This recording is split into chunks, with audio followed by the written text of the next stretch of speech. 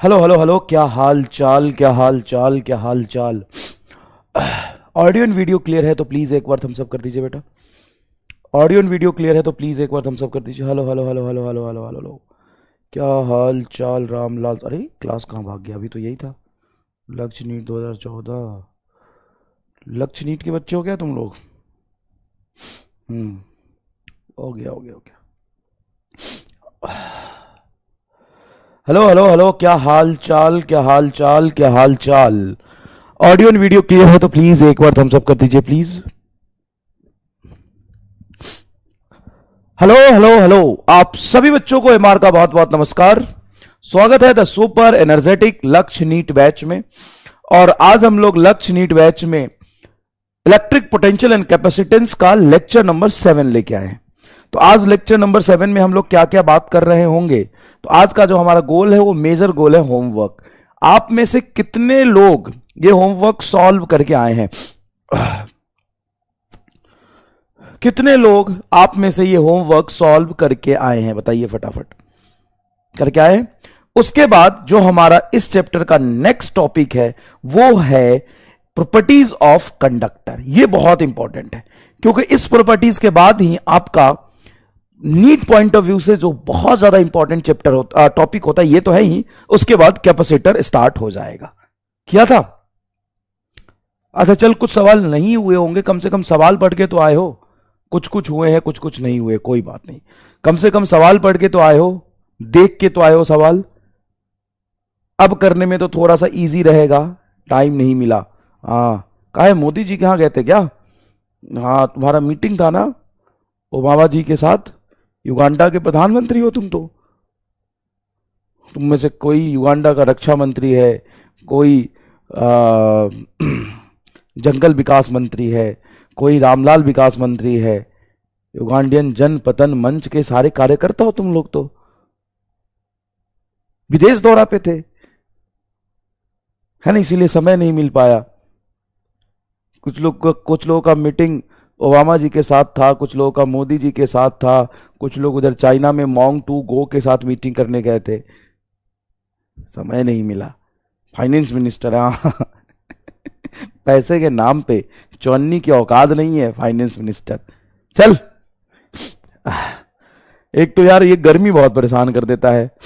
AC चलाओ तो ठंड लगने लगता है, एसी बंद करो तो पसीने से भीग जाते हैं, जिसकी वजह से सर्दी हो गया मुझे।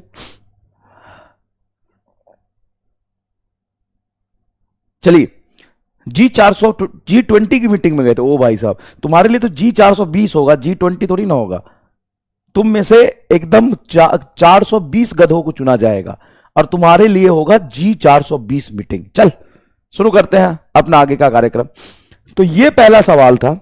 अब मुझे ये सवाल अगर आपने होमवर्क में देखा होगा, किया होगा, तो ये जो सवाल था वो एक ही सवाल है कि दो सवाल है, बताओ। ये एक ही सवाल है कि दो सवाल है? आराम से देख के सोच समझ के बताओ कि एक ही सवाल है कि दो सवाल है। अब पढ़ा होगा तब पता चलेगा ना, गधेरा। मुझे भी शरद गर्म हो गया। अच्छा बताओ, एक सवाल है कि दो? तो ये दो सवाल है। पहला पार्ट सवाल का क्या कह रहा है वो सुनना अच्छे से। Calculate the work required to be done to make an arrangement of the three particle each having a charge plus q such that particle lies at the vertex of an equilateral triangle of side A।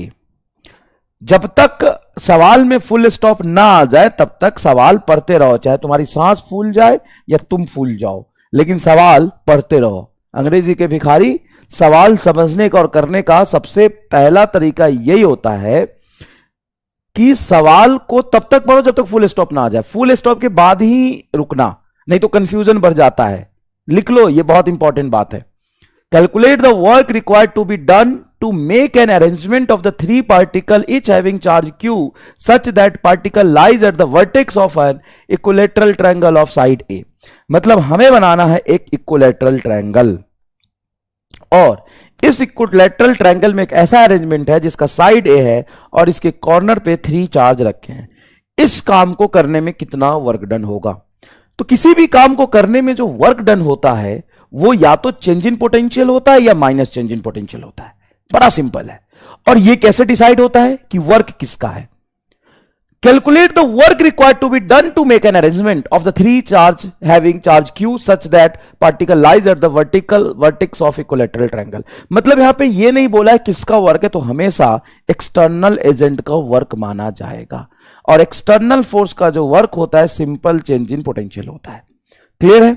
सवाल का first part हम solve कर रहे हैं। Okay sir, अब मुझे बताओ इस अरेंजमेंट को बनाने के लिए तुमको कितने चार्ज चाहिए? 3, क्योंकि इक्विलैटरल ट्रायंगल के वर्टेक्स 3 होंगे। और इस 3 चार्ज को लाओगे कहां से? सर इस तीनों को चार्ज को हम लेके आएंगे इंफिनिटी से। तो जब ये इंफिनिटली लार्ज डिस्टेंस पर तीनों कहीं कहीं इंफिनिटली लार्ज डिस्टेंस पर रखे थे, तो इसकी पोटेंशियल एनर्जी क्या रही होगी? 0। और जब आपने यहां पे रख दिया तो इसकी पोटेंशियल एनर्जी क्या होगी? 3 टर्म बनेंगे, 1 पेयर, 2 पेयर और 3 पेयर। 3 टर्म है इसलिए, और सारे टर्म के क्यू इंटू क्यू बटा डिस्टेंस ए, के क्यू स्क्वायर बाई ए, ये आएगा फॉर्मूला। वर्क डन बराबर चेंज इन पोटेंशियल एनर्जी लिखोगे final potential minus initial potential energy. Initial potential energy 0, क्योंकि सारे चार्ज को इनफाइनिटली लार्ज डिस्टेंस से उठा उठा के लाया है। और फाइनल पोटेंशियल जितना है इज इक्वल टू हो जाएगा 3 के क्यू स्क्वायर बाई ए। मतलब ये सवाल देखने में ही थोड़ा मुश्किल था, देखो कितना आसान है। एक लाइन का सॉल्यूशन है। कितने लोगों का ये जवाब आया है? कुछ बच्चों का माइनस आया है। क्यों बेटा? पिताजी ने विरासत में दिया था क्या निगेटिव, कि बेटा ये निगेटिव रखो, जब भी सवाल सॉल्व करना उसके आगे चिपका देना है? पिताजी ने विरासत में निगेटिव दिया था क्या तुम्हें? सर सेकेंड पार्ट का आंसर इतना है। अच्छा फर्स्ट, यहां पे आंसर नहीं, यहां पे डाउट पूछते हैं, है ना? यहां पे डाउट पूछते हैं। डाउट डालो बेटा, रिक्वेस्ट कर रहा हूं।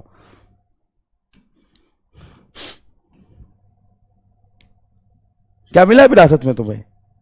कह रहा बैल बुद्धि मिला है अपने साथ साथ क्यों बेइज्जती घर वालों का करा रहा है? कुछ ऐसा काम कर जिससे घर वालों की भी इज्जत बढ़े। केस 2 क्या कह रहा है? What work will be done by electric field. देख बेटा, इसी का तो तुम्हें इंतजार था ना कि इलेक्ट्रिक फील्ड का वर्क कब निकालते, जब साफ साफ शब्दों में लिख दे। What work will be done by electric field when the particles are shifted away so that side of triangle becomes 2a। अच्छा, इसको उठा के 2a पे रख दिया, इसको उठा के 2a पे रख दिया, इसको उठा के 2a पे शिफ्ट कर दिया। मतलब इनिशियल सिचुएशन तो ये था, इनिशियल सिचुएशन तो ये था, ये ट्रायंगल था, और फाइनली ये बना दिया। Wow, just cool. Q Q Q से इन इक्विलैटरल ट्रायंगल का साइड 2a कर दिया, ये सिस्टम बना दिया।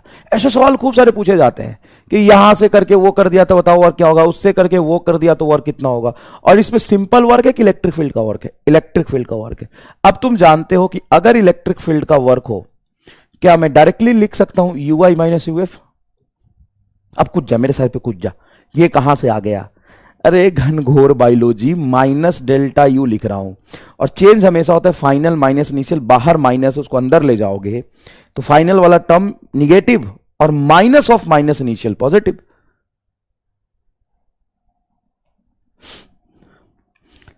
अब इनिशियल पोटेंशियल एनर्जी क्या है? के Q square by A distance पर 3 पेयर माइनस के Q square by 2a distance पर 3 पेयर। तो यहां से 3k क्यू स्क्वायर बाई ए तो कॉमन निकल जाएगा, 3k क्यू स्क्वायर बाई ए चाहो तो कॉमन निकल जाए, यहां पे बचेगा 1 माइनस हाफ, 1 माइनस हाफ। एक में से आधा घटाओगे तो आधा ही आएगा, तो ये भी वर्क डन पॉजिटिव आ रहा है। और कितना आ रहा है? 3k Q square by 2a। Work done आ रहा है 3k Q square by 2a। अब जो भी लोग निगेटिव लाए थे वो अपना आत्ममंथन करे, कहां लाए थे? हाँ अच्छा, विरासत में मिला था निगेटिव। ओके, हाँ विरासत में मिला था भैया निगेटिव हमको हमारे पापा जी दिए थे, और हम और हमारे पापा ने दादाजी से माइनस मांगा था विरासत में। हम और हमारे पापा दादाजी से माइनस मांग के लाए थे। कहां से आया था माइनस, जरा बताना यहां पे।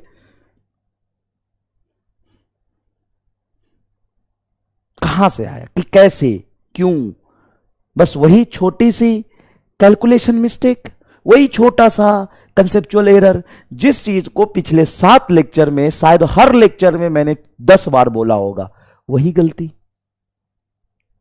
वही गलती, बार बार गलती, बार बार एक ही गलती, हर बार वही गलती। कितनी बार गलती करोगे? फॉर्मूले में था माइनस। मैं और मेरे गांव के दोस्त सभी को माइनस मिला है विरासत में। देख अच्छे से, फिर कर देता हूं, कोई दिक्कत नहीं। सुन, सबसे पहली बात, इनिशियल सिचुएशन ये है, हां सर ये इनिशियल है, और इसी को ये फाइनल में कन्वर्ट किया है। वर्क डन किसका पूछ रहा? सर इलेक्ट्रिक फील्ड का, साफ साफ लिखा है सवाल में इलेक्ट्रिक फील्ड। जब इलेक्ट्रिक फील्ड का वर्क हो तो माइनस डेल्टा यू लिखेंगे, माइनस बाहर, final potential minus initial potential, ये होता है चेंज। चेंज हमेशा फाइनल माइनस इनिशियल लिखते हैं। अब जब ये माइनस अंदर जाएगा तो वर्क डन बराबर आएगा, माइनस अंदर ले जाओगे तो माइनस फाइनल और माइनस माइनस प्लस इनिशियल, तो initial minus final. Initial potential energy ये है के Q square by A distance पे 3 माइनस के क्यू स्क्वायर 3 इंटू 2a, और पोटेंशियल एनर्जी यहां पे निगेटिव नहीं आ रहा। क्यों? क्योंकि ये भी चार्ज पॉजिटिव, ये भी पॉजिटिव, ये भी पॉजिटिव, तो सिंपल है। यहां से 3 के क्यू स्क्वायर बाई ए को कॉमन निकाल लोगे तो 1 माइनस हाफ आ रहा, एक में से आधा घटाओगे तो हाफ आएगा, 3 के क्यू स्क्वायर बाई 2a।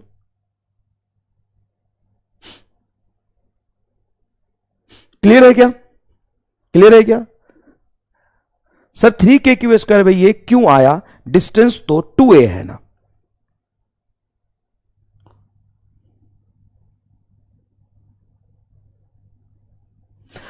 जब लगी जो लेकिन वो में थी ले और शो लगी आप इसको ठीक नहीं मतलब लिखी ठीक है मुझे सुनने वाला ये और ये आप लिख नहीं वाली जो लेगी आप तो बोले या पे लिख को या तो हमला यो या पे को यो चल। अब सवाल देखिए, 2 proton are separated by distance r, 2 proton E plus and E plus. Plus क्यों लिख रहा हूं? क्योंकि प्रोटॉन पे पॉजिटिव चार्ज होता है, इसलिए मैं यहां पे प्लस लिख रहा हूं। E plus and E plus separated at a distance r, separated at a distance r. What will be the speed of each proton when they reaches infinity under their mutual repulsion? तो क्या मैंने same सवाल last class में किया था? Exactly same किया था कि ऑलमोस्ट सेम किया था? इन लास्ट क्लास में भी तो चार्ज इंफिनिटी पे गया था। क्लास का स्पेलिंग क्या होता है? CLASS। हाँ सही है, एग्जैक्टली सेम किया था कि ऑलमोस्ट सेम था? जल्दी बताओ।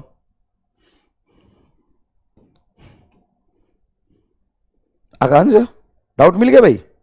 3 के क्यू स्क्वायर ए क्यू किया, डिस्टेंस तो 2a है ना, इनिशियली a से 2a किया है। आकांक्षा W बराबर क्यू डेल्टा भी निकाल सकते हैं क्या? जो जहां पे इजिली एप्लीकेबल होगा वो वहां पे लगाओगे। अब यहां पे पोटेंशियल डिफरेंस आसान है ना कि सिस्टम का पोटेंशियल एनर्जी लिख देना। यहां पे पोटेंशियल हमें नहीं पता, और चार्ज के लोकेशन में पोटेंशियल डिफाइन भी नहीं कर सकते। तो यही तो प्रैक्टिस से हम सीखते हैं कि कहां पे क्या लगाएं। Work is equal to q delta भी से भी निकाल सकते हैं, लेकिन जहां पे पोटेंशियल लिखना इजी होगा, जहां पे पोटेंशियल एनर्जी लिखना इजी होगा, वहां पे पोटेंशियल एनर्जी से करना। ठीक है, इसमें वर्क एनर्जी थ्योरम यूज कर सकते हैं। इसमें तेरा जीवन चला जाएगा, है ना। इसमें वर्क एनर्जी थ्योरम यूज कर सकते हैं। इसका सवाल पिछली क्लास में भी ये था, अर्जुन सिंह राठौर। बेटा एक ही लाइन में जवाब दूंगा, इसमें तेरा जीवन चला जाएगा। सर कैसे? आप बताता हूं। कर सकते हैं, वर्क एनर्जी थ्योरम से कर सकते हैं, वर्क एनर्जी थ्योरम से कर सकते हैं। सर कैसे करेंगे? तो देखो, 2 proton are separated by distance r. ये प्रोटॉन आर डिस्टेंस पे। फुल स्टॉप था इसलिए मैं रुका। What will be the speed of each proton? What will be the speed of each proton मतलब इसमें दोनों में से दोनों को फ्री रखा है, किसी को बाउंडेड नहीं किया है। लास्ट क्लास में क्या था कि एक प्रोटॉन को पकड़ के रखा था और दूसरे को फ्री रखा था। यहां पे दोनों को फ्री रखा है, तो दोनों एक दूसरे को रिपेल करेंगे और इंफिनिटी तक जाएंगे। ठीक है। What will be the speed of each proton when they reach infinity under their mutual repulsion? मतलब दोनों एक दूसरे से इंफिनिटी पे चला जाएगा। समझ में आया? चल वर्क एनर्जी थ्योरम से कर दो। लो मान लो कि अभी ये चार्ज यहां पर है, थोड़ी देर बाद जब ये कहीं x डिस्टेंस पर होंगे तो ये प्रोटॉन और ये प्रोटॉन यहां पे, इसकी वजह से इस पर फोर्स किधर लगेगा सर, इधर लगेगा। कितना लगेगा, k q1 q2 e into e square बटा एक्स स्क्वायर, ये फोर्स हो गया। अब इस फोर्स की वजह से आप ये समझिए कि जो वर्क आएगा वो कांस्टेंट फोर्स का वर्क आएगा कि वेरिएबल फोर्स का वर्क आएगा। सर वेरिएबल फोर्स का वर्क आएगा, क्योंकि ये जो फोर्स है डिस्टेंस चेंज के साथ चेंज हो रहा है।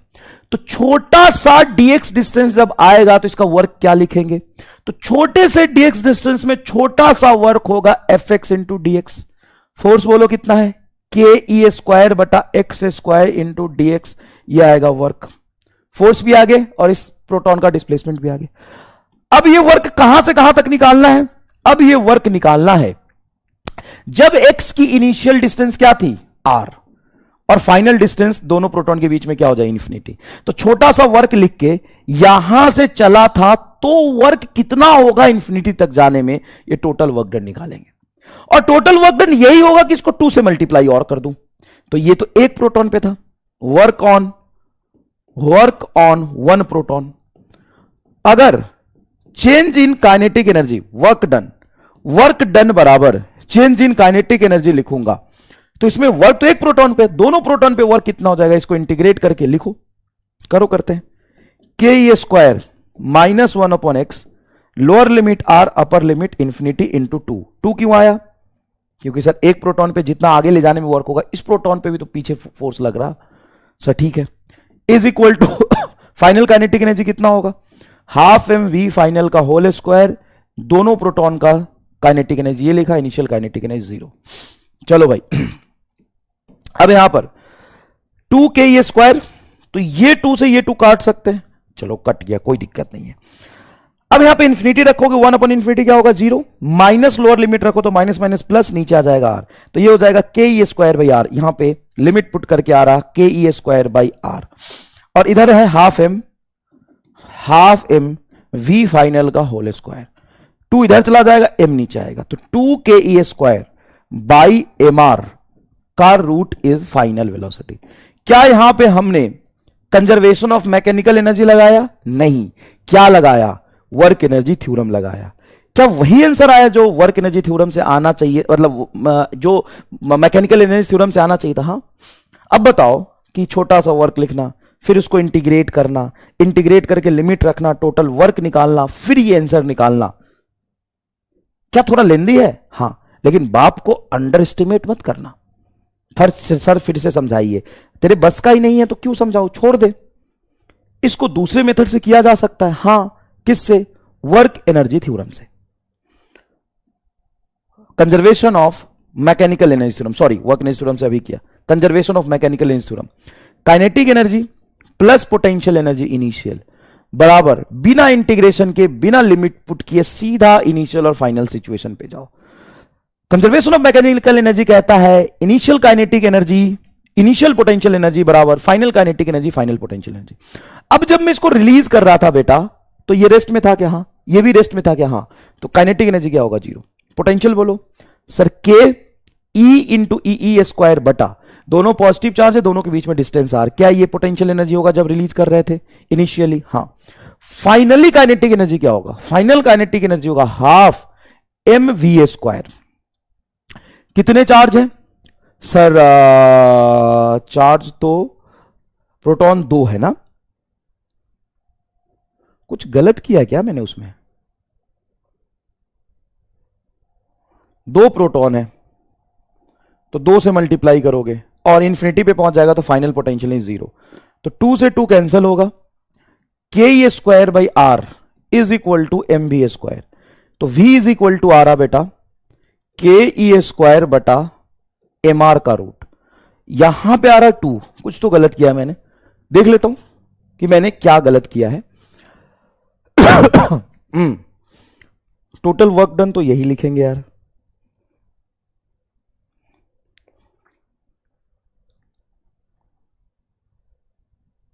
अब इस पर जितना वर्क हो रहा इस पर भी उतना ही वर्क हो रहा। हाँ,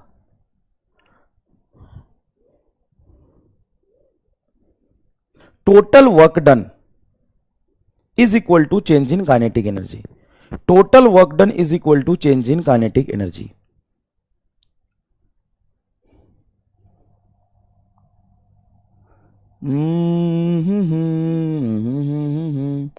कुछ तो यहां पर मैं कंसेप्चुअल मिस्टेक कर रहा हूं। देखो ऐसा है कि कहीं एक्स डिस्टेंस पे हमने मान लिया ये इस पर फोर्स लगाएगा आगे, तो इसका वर्क डन होगा एफ डॉट डी एक्स, और आर से इंफिनिटी तक लेके जाएंगे, और साइमल्टेनियसली इस पर भी तो वर्क हो रहा। क्या हमें दोनों वर्क नहीं लेना? Total work done is equal to change in kinetic energy होता है सर। 2 से मल्टीप्लाई, कहां 2 से मल्टीप्लाई? ये तो होगा ना भाई, क्योंकि total change in kinetic energy निकाल रहे हैं।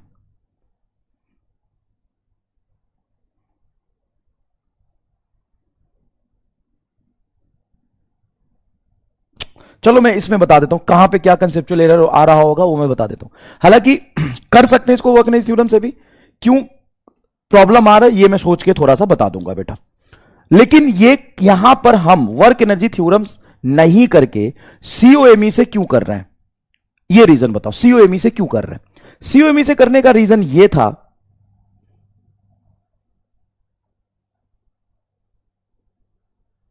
भाई साहब इतना ज्ञान कहां से आता है भाई, इतना ज्ञान कहां से आता है? ये सब सही लिखा था मैंने। क्यों सही लिखा था बता देता हूं गधे। भाई एक पर वर्क यहां लिखा मैंने, अब हमें दोनों पे वर्क लिखना है। 1 मिनट, 1/x² का इंटीग्रेशन करूंगा तो -1/x आएगा, ये भी ठीक है, -1/x आएगा। अब एक पर वर्क लिखा, दोनों का वर्क डबल किया, और फाइनल काइनेटिक एनर्जी में हम उसका भी काइनेटिक एनर्जी लिखेंगे, इसका भी काइनेटिक एनर्जी लिखेंगे इन्फिनिटी पे, और इसका भी लिखेंगे। सही है ये। फिर भी क्या दिक्कत आ रहा होगा मैं एक बार सोचूंगा, है ना, थोड़ा सा यहां पे सोचने की जरूरत है। मैं देख लूंगा कहां पे गलती हो रही है, मैं बता दूंगा आपको, चिंता मत करिए। आप सीओएमई से कैसे हमने किया वो देख लो बस। देखो सवाल समझो, सीओएमई से क्यों कर रहे हैं? तो सीओएमई से हमें इंटीग्रेशन करना नहीं पड़ेगा, सीधा इनिशियल और फाइनल सिचुएशन से सवाल सॉल्व हो जाएगा। ये प्रोटॉन और ये प्रोटॉन आर डिस्टेंस पर है। जब इसको हम यहां से रिलीज कर रहे हैं तो इसकी स्पीड क्या होगी? 0। और जब इनफाइनेटली लास्ट डिस्टेंस पे पहुंच गया तो मान लो ये प्रोटॉन है, इसकी स्पीड v है। अब सिमेट्रिकली ये भी प्रोटॉन है, इन्फिनिटली लास्ट डिस्टेंस पे इसकी स्पीड v है। हम लगाएंगे कंजर्वेशन ऑफ मैकेनिकल एनर्जी। ध्यान से बेटा सीख लो इसको। ये कहता है kinetic energy plus potential energy की इनिशियल वैल्यू बराबर kinetic energy plus potential energy की फाइनल वैल्यू। क्लियर है? काइनेटिक प्लस इनिशियल की काइनेटिक प्लस पोटेंशियल की इनिशियल वैल्यू बराबर काइनेटिक प्लस पोटेंशियल की फाइनल वैल्यू। यहां पे इसकी काइनेटिक एनर्जी क्या है इनिशियली? सर अभी रिलीज किया, इसकी स्पीड 0 और इसकी स्पीड भी 0, तो काइनेटिक एनर्जी पूरे सिस्टम का 0 है। पोटेंशियल आर डिस्टेंस पे इसकी पोटेंशियल क्या हो जाएगी? पोटेंशियल होगी के Q1 Q2 मतलब E into e square by r is equal to final kinetic energy लिखोगे तो इस सिस्टम में ये यहां m मास का प्रोटॉन v स्पीड से चल रहा है और ये m मास का प्रोटॉन v स्पीड से चल रहा है, तो इसकी kinetic energy half mv² plus उसकी kinetic energy half mv², total system की काइनेटिक एनर्जी आएगी, और प्लस पोटेंशियल एनर्जी इंफिनिटी पे होने की वजह से 0। तो ये आ जाएगा बेटा ke² is equal to half mv², ये हो जाएगा सिंपल mv²। तो v इज इक्वल टू आ रहा √ke²/mr, ये आंसर आ रहा। वहां से 2 का फैक्टर कैसे आ रहा था मैं एक बार कैलकुलेशन चेक करके आपको जरूर बता दूंगा बेटा, अभी उस पर समय खराब करने से कोई फायदा नहीं, ठीक है। 2ke²/r होगा सर, कहां 2ke²/r होगा? क्यों बेटा, डिस्टेंस तो यहां पे r है और 2 चार्ज है, तो इनका एक ही पेयर बन रहा है, तो ke² ही तो आएगा इसका पोटेंशियल एनर्जी। 2u क्यों लिखूं? क्यों होगा 2u? पोटेंशियल एनर्जी 2 से मल्टीप्लाई क्यों करूं? 2 टर्म थोड़ी ना, एक ही टर्म तो है, एक चार्ज ये है और एक चार्ज ये है, तो इस सिस्टम की पोटेंशियल एनर्जी क्या लिखोगे? पोटेंशियल एनर्जी होता है हमेशा 2 चार्ज के, अच्छा 2 चार्ज है तो इसके टर्म्स कितने होंगे? 2 इंटू 2 माइनस 1/2, तो 2 से 2 कट जाएगा, 2 में से एक ही पेयर तो आएगा, और इसकी पोटेंशियल एनर्जी होगी k Q1 Q2/r, तो k e इंटू e²/r। एकदम गधे हो क्या यार, तुम एकदम ही ज्यादा गधे हो क्या? जितना कह रहे हो उतना समझ नहीं आता है, औकात रत्ती भर का नहीं है और चले दिमाग लगाने। हे भगवान, क्यू डेल्टा वी बराबर डब्ल्यू से भी होगा, रहने दे यार। सर सीओएमई पे इनिशियल काइनेटिक एनर्जी पे 2 मल्टीप्लाई करना पड़ेगा। सीओएमई पे इनिशियल काइनेटिक एनर्जी पे 2 मल्टीप्लाई करेगा। इनिशियल काइनेटिक एनर्जी बेटा सीओएमई 0 है, क्योंकि यहां से रिलीज कर रहा हूं तो रेस्ट पे है ना। हे भगवान ये सब कल वाले क्वेश्चन से कर रहे हैं, उसमें एक फिक्स था। हाँ बिल्कुल सही प्रदीप, उसमें एक फिक्स था। Work by non conservative force 0 है, इसलिए सीओएमई लगाएंगे, बिल्कुल सही बात है। Sir why the initial kinetic energy 0, तो यहां पे खड़ा है तो तेरी काइनेटिक एनर्जी क्या होगी? कोई भी चीज रेस्ट में होता है तो उसकी काइनेटिक एनर्जी 0 होता है। ये रेस्ट में है, ये भी रेस्ट में है, जस्ट यहां से रिलीज कर रहे हैं रेस्ट में, इसलिए काइनेटिक एनर्जी 0 है। बिना इंटीग्रेशन के कर सकते हैं, सीओएमई वही तो लगाया है। या पे फाइनल काइनेटिक एनर्जी 2 से मल्टीप्लाई नहीं होगा, बिकॉज इनिशियली काइनेटिक एनर्जी 0 है, तो 2 कैसे? 2 पार्टिकल है चचा चौधरी, मैंक जूता खाएगा। काइनेटिक एनर्जी डबल कैसे हुआ?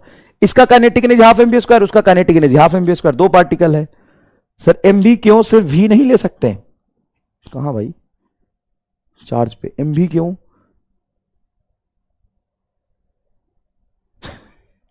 इनिशियल काइनेटिक एनर्जी में भी 2 से मल्टीप्लाई होगा। क्या भाई मेरे, तुम जो पढ़ाई लिखाई कर रहे हो, ये घर वालों का दबाव है कि खुद से कर रहे हो? अगर घर वालों का दबाव है तो बेटा तुम जाके बातचीत कर सकते हो, अपने ही पिताजी हैं तुम्हारे, पैर पकड़ लेना, माफी मांग लेना, बोल लेना कि मैं बहुत पैदल हूं, मुझे माफ कर दो, ठीक है, मुझे माफ कर दो, माफ कर देंगे बेटा, इसमें कोई बुराई नहीं है, ठीक है ना।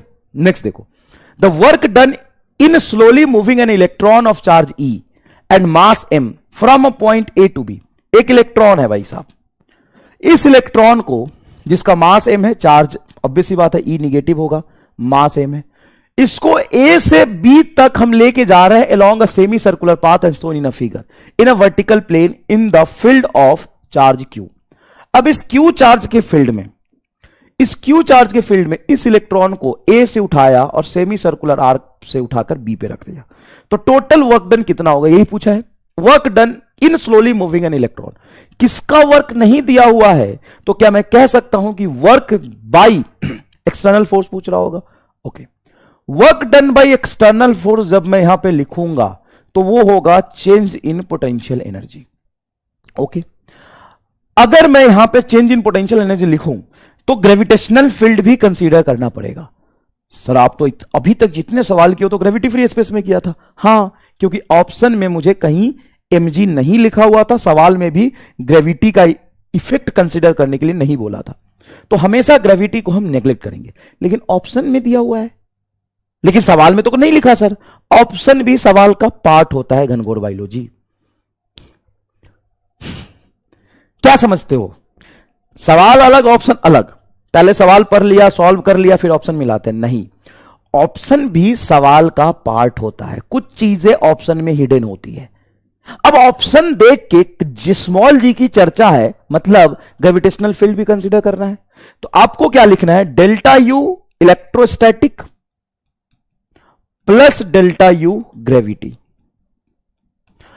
अब इस डेल्टा यू को आप लिखिए क्यू डेल्टा भी। सर यहां पे क्यू डेल्टा भी क्यों लिखा? क्योंकि एक चार्ज यहां पर रेस्ट में है और इस चार्ज के फील्ड में हम चार्ज को घुमा रहे हैं, इलेक्ट्रॉन को घुमा रहे हैं, प्लस यहां पर चेंज इन पोटेंशियल एनर्जी लिखेंगे। Change in potential energy gravity वाला, final potential energy minus initially. अब बताओ, इलेक्ट्रोस्टैटिक पोटेंशियल जितना ए पर है उतना ही बी पर है क्या? हां, इस फील्ड क्यू के वजह से जिसको हम घुमा रहे हैं वो तो इलेक्ट्रॉन ई, और फाइनली बी पर पोटेंशियल माइनस ए पर पोटेंशियल इस क्यू चार्ज की वजह से देखेंगे तो यहां पोटेंशियल सेम है, plus change in gravitational potential energy के लिए रेफरेंस पॉइंट चाहिए। रेफरेंस पॉइंट अगर तुम यहां मान लेते हो या फिर नीचे मानो, यहां रेफरेंस पॉइंट मान लो, यहां रेफरेंस मान लेते हो तो initial potential energy final minus initial, final potential energy की जगह पे रेफरेंस मान लिया, तो यहां पे ग्रेविटेशनल पोटेंशियल एनर्जी 0 माइनस यहां पे gravitational potential energy 2r height ऊपर, ये r और r, तो यहां से 2r हाइट ऊपर क्या होगा? 2mgr, क्योंकि 2r है, mg इंटू 2r हाइट। तो ये पोटेंशियल का डिफरेंस 0 है, तो ये 0 हो जाएगा। 0 में से घटाओगे तो -2mgr आपका जवाब आ रहा है। फर्स्ट आपका आंसर जाएगा। वैसे जितने बच्चे डी जवाब दे रहे थे, पहली नजर में अगर आपने डी दिया तो आप कंसेप्चुअली सही थे, गलत नहीं थे, क्योंकि बिल्कुल 0 होगा अगर हम सिर्फ ग्रेविटी को कंसीडर नहीं किया, मतलब सिर्फ इलेक्ट्रोस्टैटिक पोटेंशियल डिफरेंस या इलेक्ट्रोस्टैटिक के अगेंस्ट वर्क देखते तो गलत नहीं था, आपका जवाब सही था। ग्रेविटी को अगर आप कंसीडर ना करें तो आपका जवाब बिल्कुल फोर्थ आएगा। लेकिन यहां पे ग्रेविटी कंसीडर करना पड़ेगा क्योंकि ऑप्शन में ग्रेविटी की चर्चा की है। क्लियर भाई? ऑप्शन में किसकी चर्चा की है बेटा? ग्रेविटी की। अदिति मिश्रा, थर्ड सवाल में कौन सा है? मैकेनिकल। इसमें मैकेनिकल एनर्जी कहां कंजर्व हो रहा है भाई? इसमें तो कोई एक्सटर्नल एजेंट उठा के लाया है इस चार्ज को। जब वर्क सीधा पूछा है तो एक्सटर्नल एजेंट का वर्क पूछा है, मतलब एक्सटर्नल एजेंट काम कर रहा है, तो यहां पे कंजर्वेशन ऑफ मैकेनिकल एनर्जी नहीं लगा सकते बेटा। ठीक है भाई? कहां से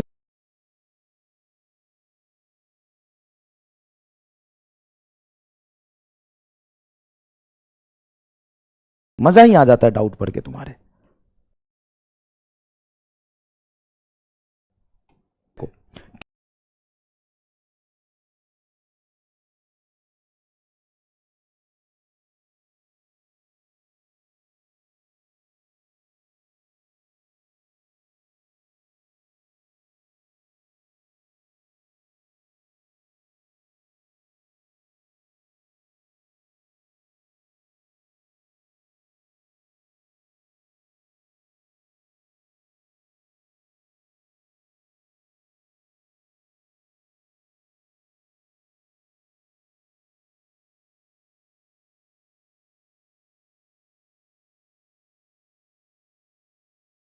final potential minus initial potential किसके फील्ड में घुमा रहे हैं? ये 8 मिली कूलम चार्ज इसके फील्ड में घुमा रहे हैं, तो इसके वजह से फाइनली पोटेंशियल आपको लिखना है बी पर और फिर लिखना है ए पर। तो ये पोटेंशियल हो गया बी का, ये पोटेंशियल हो गया ए का। बड़ा आसान है, ध्यान से देखिएगा। -2 इंटू 10⁻⁹ के, इस चार्ज की वजह से यहां पे पोटेंशियल लिखे तो के 8 स्मॉल एम है, मतलब मिली 10⁻³ डिवाइडेड बाई डिस्टेंस, यहां पे क्या है सेंटीमीटर में 4, तो इसको 4 इंटू 10⁻² लिखोगे, मीटर में कन्वर्ट करके एसआई यूनिट में। ये मिली कुलम है तो इसको हम कुलम में लिख रहे हैं ना, मिली को लिख दिया 10⁻3, ये हो जाएगा के 8 इंटू 10⁻³ बटा डिस्टेंस कितना 3 इंटू 10⁻², ये आएगा एक्सप्रेशन। अब यहां से काम करिए, जो भी चीजें कॉमन उसको बाहर निकाल लीजिए। कॉमन क्या क्या है?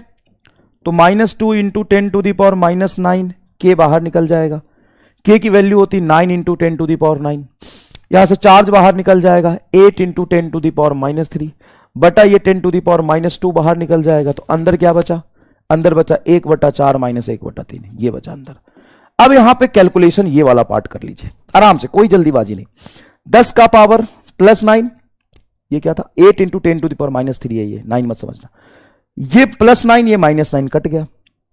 10 का पावर -2 से 10 का पावर -3 काटेंगे तो 10 का पावर -1 आ जाएगा, मतलब 1/10 बोल देता हूं।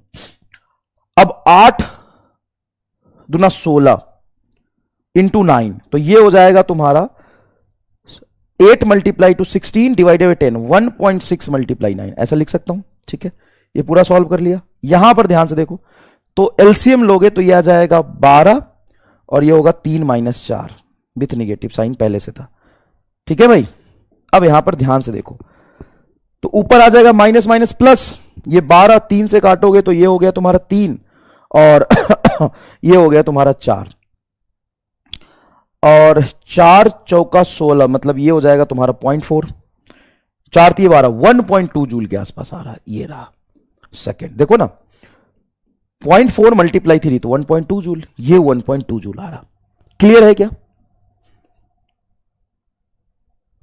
क्लियर है क्या? 1.2 जूल आ रहा है। ये कैलकुलेशन किया है, वो कैलकुलेशन करना आपका पार्ट है, वो आप देख लीजिएगा, कंसेप्ट समझ आना चाहिए। नेक्स्ट देखिए, 2 electrons are moving towards each other, each with the velocity 10⁻⁶ metre per second, what will be the closest distance of approach between them. अच्छा, इसमें जो बोल रहा है कि 2 electrons are moving towards each other, 2 electrons are moving towards each other each with velocity 10 to the power 6।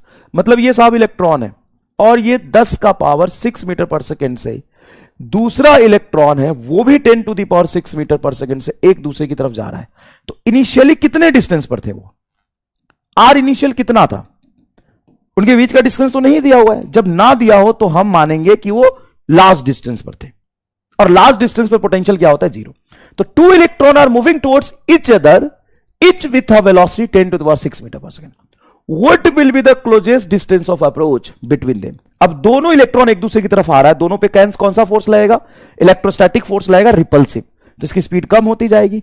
Finally electron और electron किसी are distance पर आके क्या होंगे? रुक जाएंगे, रेस्ट में आ जाएंगे। तो वो मिनिमम डिस्टेंस पूछिए, क्या पक्का ये रुकेंगे ही रुकेंगे? ये रुकेंगे इस बात की गारंटी है, टकरा नहीं सकते। नहीं, चाहे तुम जितनी मर्जी स्पीड से फेंक दो ये नहीं टकराएंगे। सर 2 बॉल फेंकते हैं तो टकरा जाता है ना, ये नहीं टकराएगा। इसको थोड़ा सा कंसेप्चुअली समझो, ये नहीं टकराएगा। क्यों नहीं टकराएगा सर? क्योंकि जैसे जैसे पास आता जा रहा है, डिस्टेंस कम होता जा रहा है, इसके बीच की फोर्स बढ़ती जा रही है। Force is inversely proportional to r square. अब जितना पास आएगा उस पर उतना ज्यादा रिपल्सिव फोर्स लगेगा। अब बहुत पास आ गया, मान लो बहुत एकदम पास आ गया, बहुत पास आ गया, सेंटीमीटर के डिस्टेंस पर आ गया, तो इतना ज्यादा फोर्स लगेगा कि उसको रोक ही देगा, उसको रोक ही देगा। अगर तुम चाहते हो ना कि इलेक्ट्रॉन जाके सच में टकरा जाए और दोनों एकदम कोलाइड कर जाए, उसके लिए तुम्हें इसको इतना ज्यादा एनर्जी देना पड़ेगा कि मतलब 10 to the power 7 kelvin temperature बढ़ाना पड़ेगा। उस टेम्परेचर की वजह से इसको इतनी थर्मल एनर्जी मिले कि जाके टकरा जाए। वो बहुत बहुत हाई सिचुएशन क्रिएट होगा, बहुत हाई सिचुएशन क्रिएट होगा। क्लियर है? लैग हो रहा है क्या? लैग तो नहीं हो रहा, मेरे सामने स्क्रीन पर तो चल रहा है, बाकी बच्चे कमेंट भी कर रहे हैं। मेरे हिसाब से लैग तो नहीं हो रहा।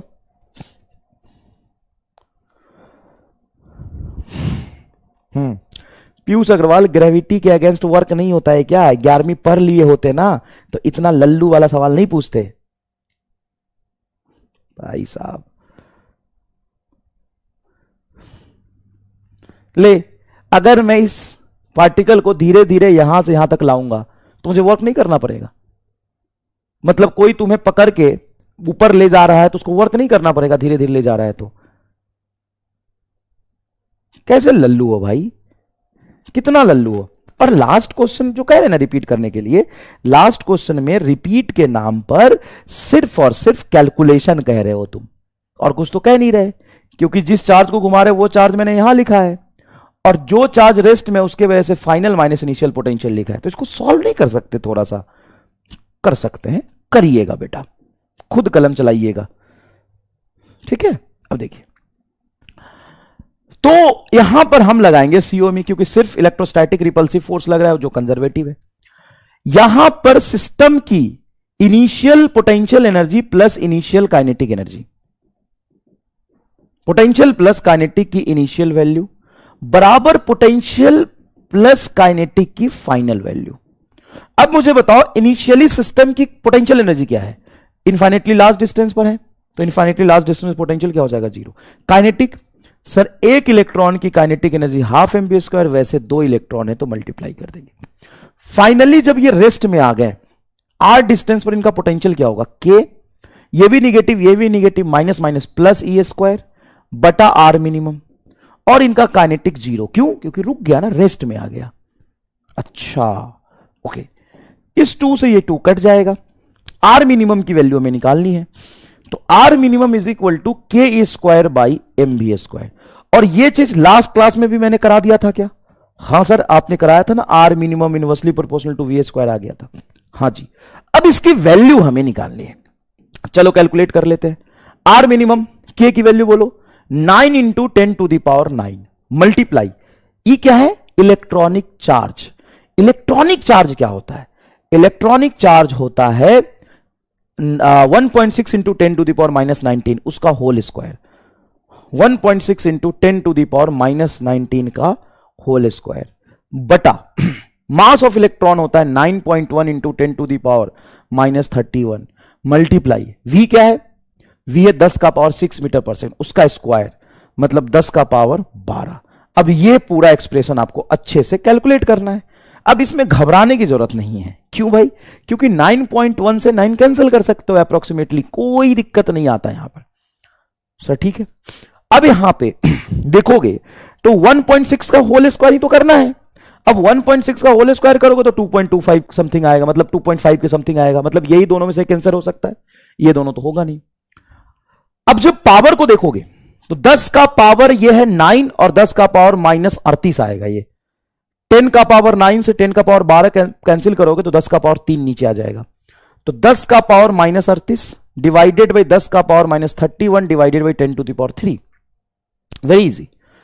19 दूना 38 और 9 से 12 कैंसिल किया, 10 का पावर 3, 10 का पावर 3, 10 का पावर -31। ये टर्म ऊपर जाएगा, 10 का पावर -31, 10 का पावर -38 से कैंसिल करोगे 10 टू दी पावर -7 होगा क्या? हाँ। और 10 का पावर 3 ऊपर जाएगा तो 10 का पावर -10 आ रहा, मतलब सेकंड आंसर ये रहा। भाई इतना पेशेंस तो रखना पड़ेगा ना सवाल को सॉल्व करते समय, इतना पेशेंस तो रखना पड़ेगा ना। कई बच्चे कह रहे हैं मैकेनिकल एनर्जी का कंसेप्ट बताओ। अरे mechanical energy is nothing but kinetic plus potential. बेटा स्टार्टिंग में लैग था ना, तो सॉल्यूशन देख के खुद कर ले, क्वेश्चन प्रैक्टिस ही तो है ये। सर ग्रेविटेशन और इलेक्ट्रोस्टैटिक के लिए डिफरेंस अलग अलग लेना है, बिल्कुल अलग लेना है, दोनों अलग पोटेंशियल एनर्जी होती है। सर ये सीओमी कब लगेगा? ये प्रैक्टिस से आएगा बेटा इसका। तुम बहुत बेइज्जती कराती हो अपना, तुमको एकदम नॉनसेंस वाले डाउट आते हैं इसका, बहुत नॉनसेंस वाले डाउट, बहुत नॉनसेंस वाले डाउट। मतलब तुम ध्यान से सुनती ही नहीं हो, तुम बैठी ही हो डाउट लेने के लिए। कई लोग होते हैं जो बैठते ही हैं डाउट लेने के लिए कि अरे हम डाउट नहीं पूछम तो का पूछम, हम ही पूछम। काहे भाई? थोड़ा सा सुन के हम पहले समझम तब तब पूछम। समझम ना हम पूछम, हम ना समझम, हम तो बैठम डाउट पूछम, कुछ भी पूछम। अरे पहले समझ तो ले तब पूछम ना, काहे ला पूछम। A point charge Q is surrounded by 8 identical charge at a R as shown in a figure।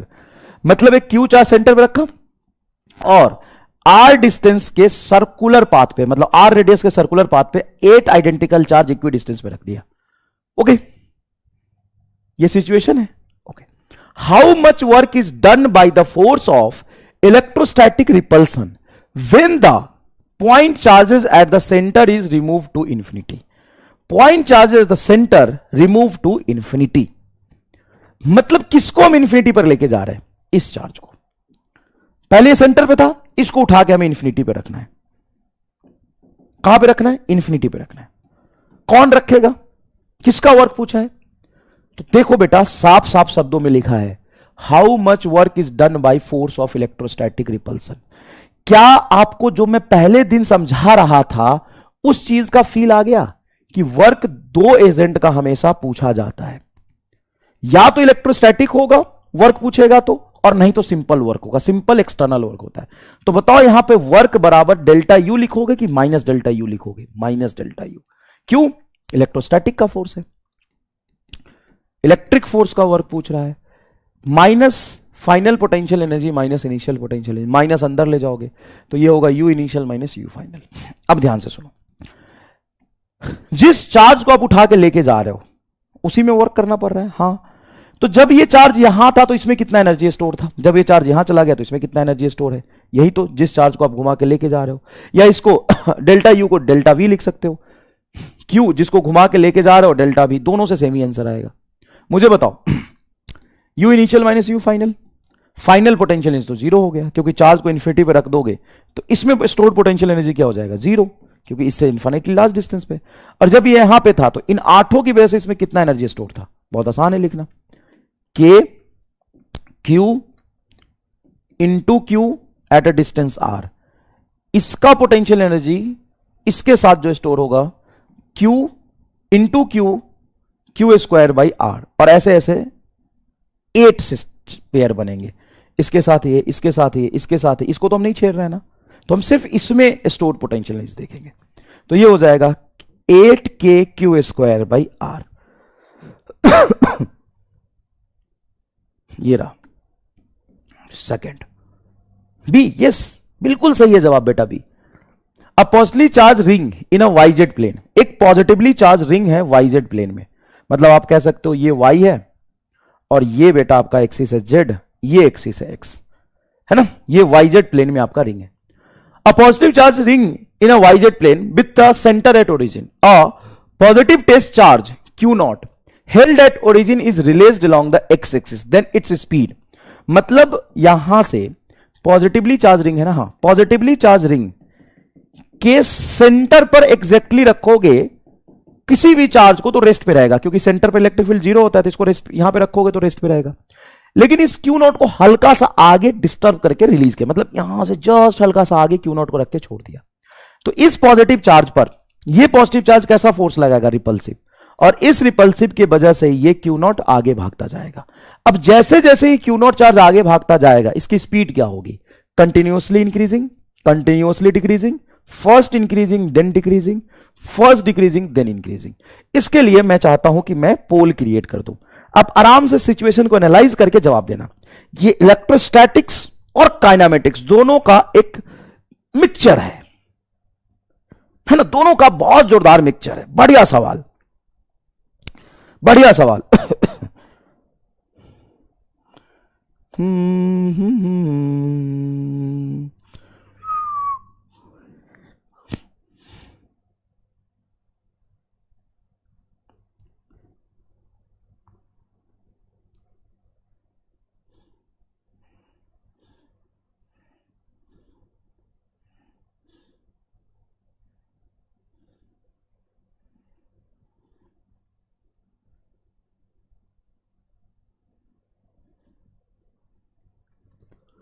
अरे खत्म हो गया क्या, इसका आंसर होगा फर्स्ट।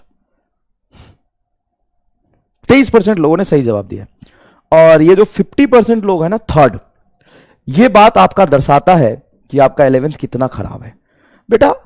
मतलब मास्टर जो छोटी छोटी चीजें पढ़ा रहा था, समझा रहा था, तो चीजें पढ़नी समझनी नहीं थी आपको,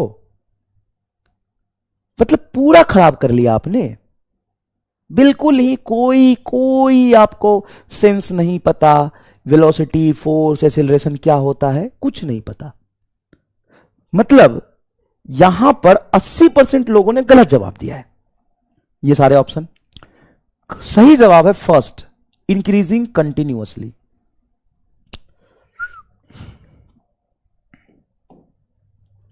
इसका स्पीड लगातार बढ़ता जाएगा।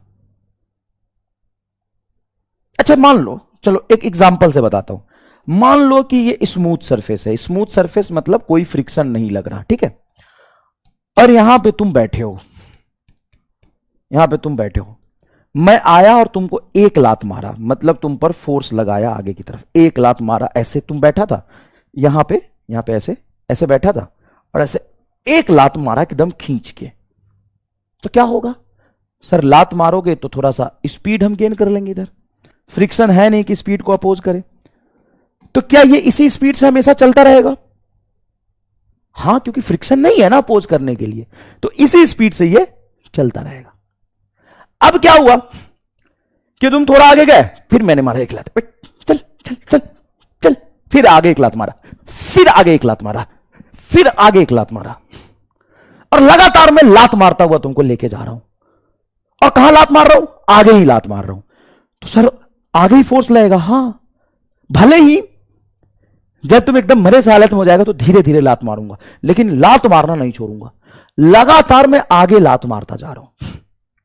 तो F बराबर ma से जानते हो कि जिधर फोर्स लगेगा उधर ही एक्सीलरेशन होगा, और जिधर एक्सीलरेशन उधर ही ऑब्जेक्ट चल रहा, तो लगातार इसकी स्पीड क्या होगी? बढ़ती जाएगी। फ्रिक्शन तो है नहीं अपोज करने के लिए, क्योंकि फ्रिक्शन की चर्चा की नहीं है, और लगातार लात मारता जाऊंगा तो स्पीड क्या होता जाएगा? बढ़ता जाएगा। आज पेंट पहने हो सर, और क्या बताओ क्या होगा? सर कभी ऐसे लात मारो ना, कभी आगे कभी पीछे, एकदम कचुंबर निकाल दो सर मार मार के, ऐसे नहीं, मैं तुम्हें हमेशा आगे लात मारता हो जा रहा हूं, चल चल आगे चल चल चल, और फ्रिक्शन है नहीं रोकने के लिए, तो लगातार तुम्हारी स्पीड क्या होती जाएगी? बढ़ती जाएगी।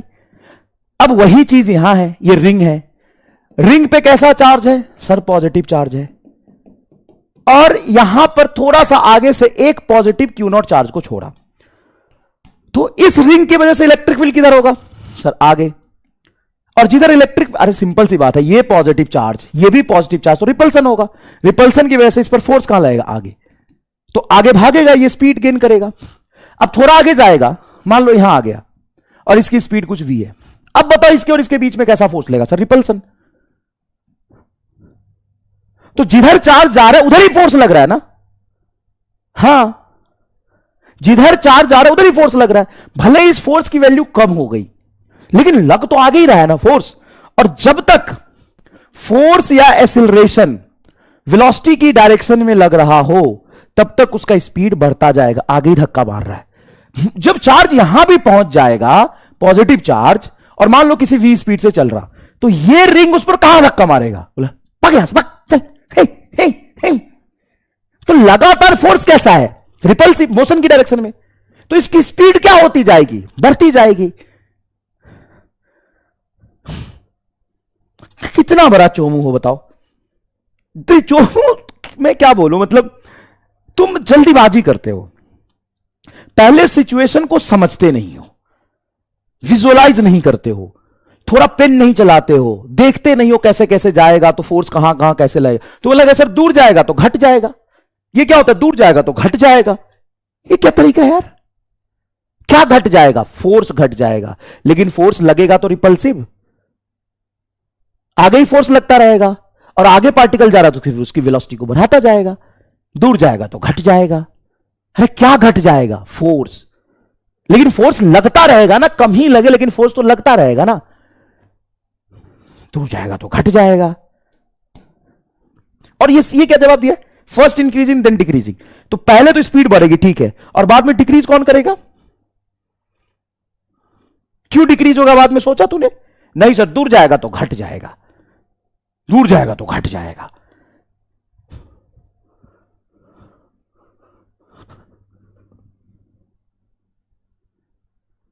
दूर जाएगा तो घट जाएगा। क्यों घट जाएगा? क्योंकि दूर जाएगा तो घट जाएगा।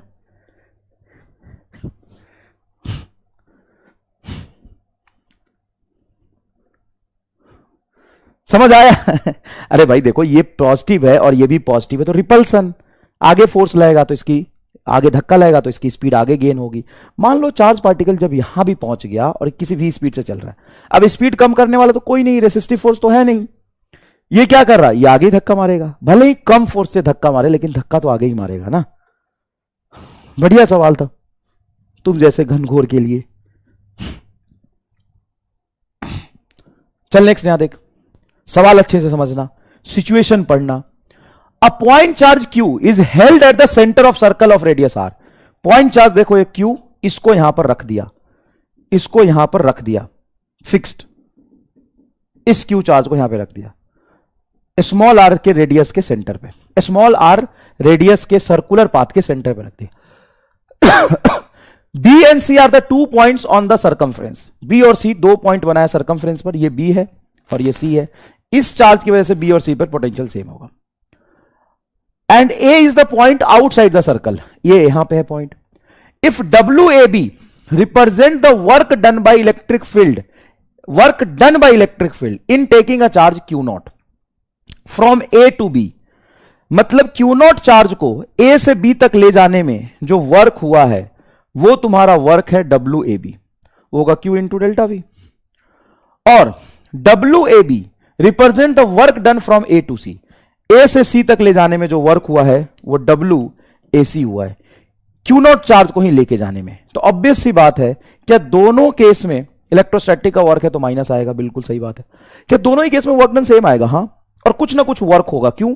क्योंकि इस चार्ज की वजह से यहां और यहां पोटेंशियल सेम है, यहां तो सेम नहीं है, तो यहां और यहां का potential difference into Q0 work done होगा, मतलब दोनों की वजह से बराबर वर्क डन होगा और नॉट इक्वल टू 0। चौथा आपका आंसर आएगा। लॉजिकली समझ रहे हो? लॉजिकली क्लियर है एकदम चीजें? अच्छा, ये भी वही लिखा है, इसको 0 कर दो बेटा, C और D एक जैसा बना दिया ऑप्शन, कोई बात नहीं, इसको इक्वल टू 0 कर दो, तो गलत हो गया सी। अब तो सही है ना भाई? रिलेटिव मोशन के कंसेप्ट से यूज करके एक प्रोटॉन को फिक्स मान सकते हैं, तो सीधा आंसर आएगा। ओ भाई साहब 8 कहां से आ गया आंसर में, क्योंकि 8 पेयर बना है सर।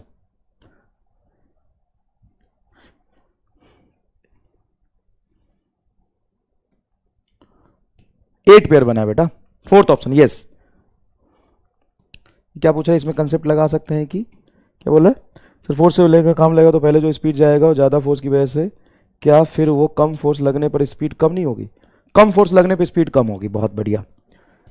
विनीत मोदी, हम घनघोर बुद्धि। बेटा तू अर्जुना में एडमिशन ले ले, एक बार पढ़ के आ, तेरे बस की नहीं है विनीत, ऑनेस्टली स्पीकिंग। कह रहा है ज्यादा फोर्स लगेगी तो स्पीड बढ़ जाएगी पहले, और बाद में कम फोर्स लग रही तो स्पीड घट जाएगी। स्पीड घटी क्यों? कोई भी चीज, क्या हूं बताऊं मैं, क्यों ही बताऊं, छोड़। ये तो करा दिया था यार R/4, ये तो मैंने करा दिया था। ये सवाल बताओ फटाफट, ये भी करा दिया था यार। चलो 2 सवाल बचे, ज्यादा नहीं बचे, फटाफट 3 सवाल बचे। The work which is required to be done to make an arrangement for 4 particle is having charge plus q such that the particle lies at the 4 corner of a square of side A। ये सवाल बहुत आसान है क्या? Work which is required to be done to make an arrangement of 4 particle each having charge q such that particle lies at the 4 corner of a square of side A। मतलब इसको यहां पर अरेंज करना है A side पे। कौन करेगा arrange? External agent, क्योंकि सिर्फ वर्क पूछा है। तो ये डेल्टा ई हो जाएगा, ये होगा फाइनल पोटेंशियल माइनस इनिशियल। कहां से लाएंगे? इन्फिनिटी से, तो इनिशियल पोटेंशियल 0, फाइनल पोटेंशियल ये हो जाएगा कि आंसर 4√2 के क्यू स्क्वायर भी, ये कि 2√2 निकाल लेते हैं। चल 4 पेयर तो हो जाएगा के क्यू स्क्वायर बाई ए का, और 2 पेयर हो जाएगा के क्यू स्क्वायर बाई √2 ए का। √2 से 2 कटेगा, ये आ जाएगा आंसर। क्लियर है क्या? 2/√2 √2 होता है। फर्स्ट आ रहा है आंसर, क्लियर है क्या? ठीक है, थर्ड नहीं आ रहा, ये मैंने करा दिया। ये बढ़िया सवाल है, इसको देखते हैं बेटा। Charge plus q and minus q are placed at point A and B respectively which are at a distance 2l apart. हां कॉमा दिया है, वहां भी रुक सकते हैं। क्या सवाल लिखा है? Charge plus q and minus q, charge plus q and minus q placed at a point A and B respectively which are a distance 2l apart. मतलब ए और बी पर चार्ज रखा है प्लस क्यू और minus q, इन दोनों के बीच में डिस्टेंस है बेटा 2l। C is the mid point between A and B। C mid point है, मतलब A और C के बीच में डिस्टेंस L है, और C और B के बीच में डिस्टेंस L है। C मिड पॉइंट है। The work done is moving a charge capital Q along the semi circle CRD। मतलब C से उठाया और इस RD से उठा के यहां रख रहा है, किसको? प्लस क्यू को। प्लस क्यू को यहां से यहां तक उठा के रखने में कितना वर्क होगा? तो एक बात बताओ, कौन से चार्ज को हम घुमा रहे हैं? प्लस क्यू चार्ज को हम घुमा रहे हैं, किसके फील्ड में? इन दोनों चार्ज के फील्ड में। बहुत आसान है बेटा, ध्यान से सुनना। Work is equal to delta U, direct लिख सकते हैं क्या? किसका वर्क पूछ रहा है? वर्क डन सीधा पूछा है, तो सीधा डेल्टा यू। डेल्टा यू को आप क्यू डेल्टा भी लिख लो। ये क्यू जिसको आप घुमा रहे हो प्लस क्यू, और final potential minus initial potential. कितने चार्ज के फील्ड में घुमा रहे हो? 2 चार्ज के फील्ड में, plus q and minus Q के फील्ड में। अब माइनस क्यू की वजह से इनिशियल पॉइंट पे पोटेंशियल उतना ही होगा जितना फाइनल पॉइंट पे पोटेंशियल होगा। क्यों? क्योंकि ये सर्कुलर आर्क है, ये एल, तो ये भी डिस्टेंस एल। तो इस माइनस क्यू की वजह से तो कोई वर्क करने की जरूरत नहीं है, क्योंकि माइनस क्यू की वजह से यहां पर यहां पे पोटेंशियल सेम है। तो सिर्फ प्लस क्यू की वजह से यहां पर और यहां पे लेके जा रहे हैं। तो प्लस क्यू जिस चार्ज को हमने घुमाया है, इस चार्ज की वजह से यहां पे पोटेंशियल क्या हो जाएगा?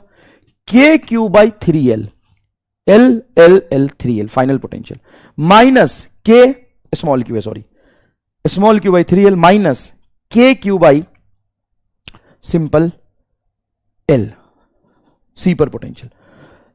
तो ये हो जाएगा प्लस क्यू, के capital Q small q by L common निकाल लो, तो ये होगा 1/3 माइनस 1। 1/3 माइनस 1 का एलसीएम लोगे तो -2/3 आंसर आ रहा। -2 के capital Q small q by 3l, -2।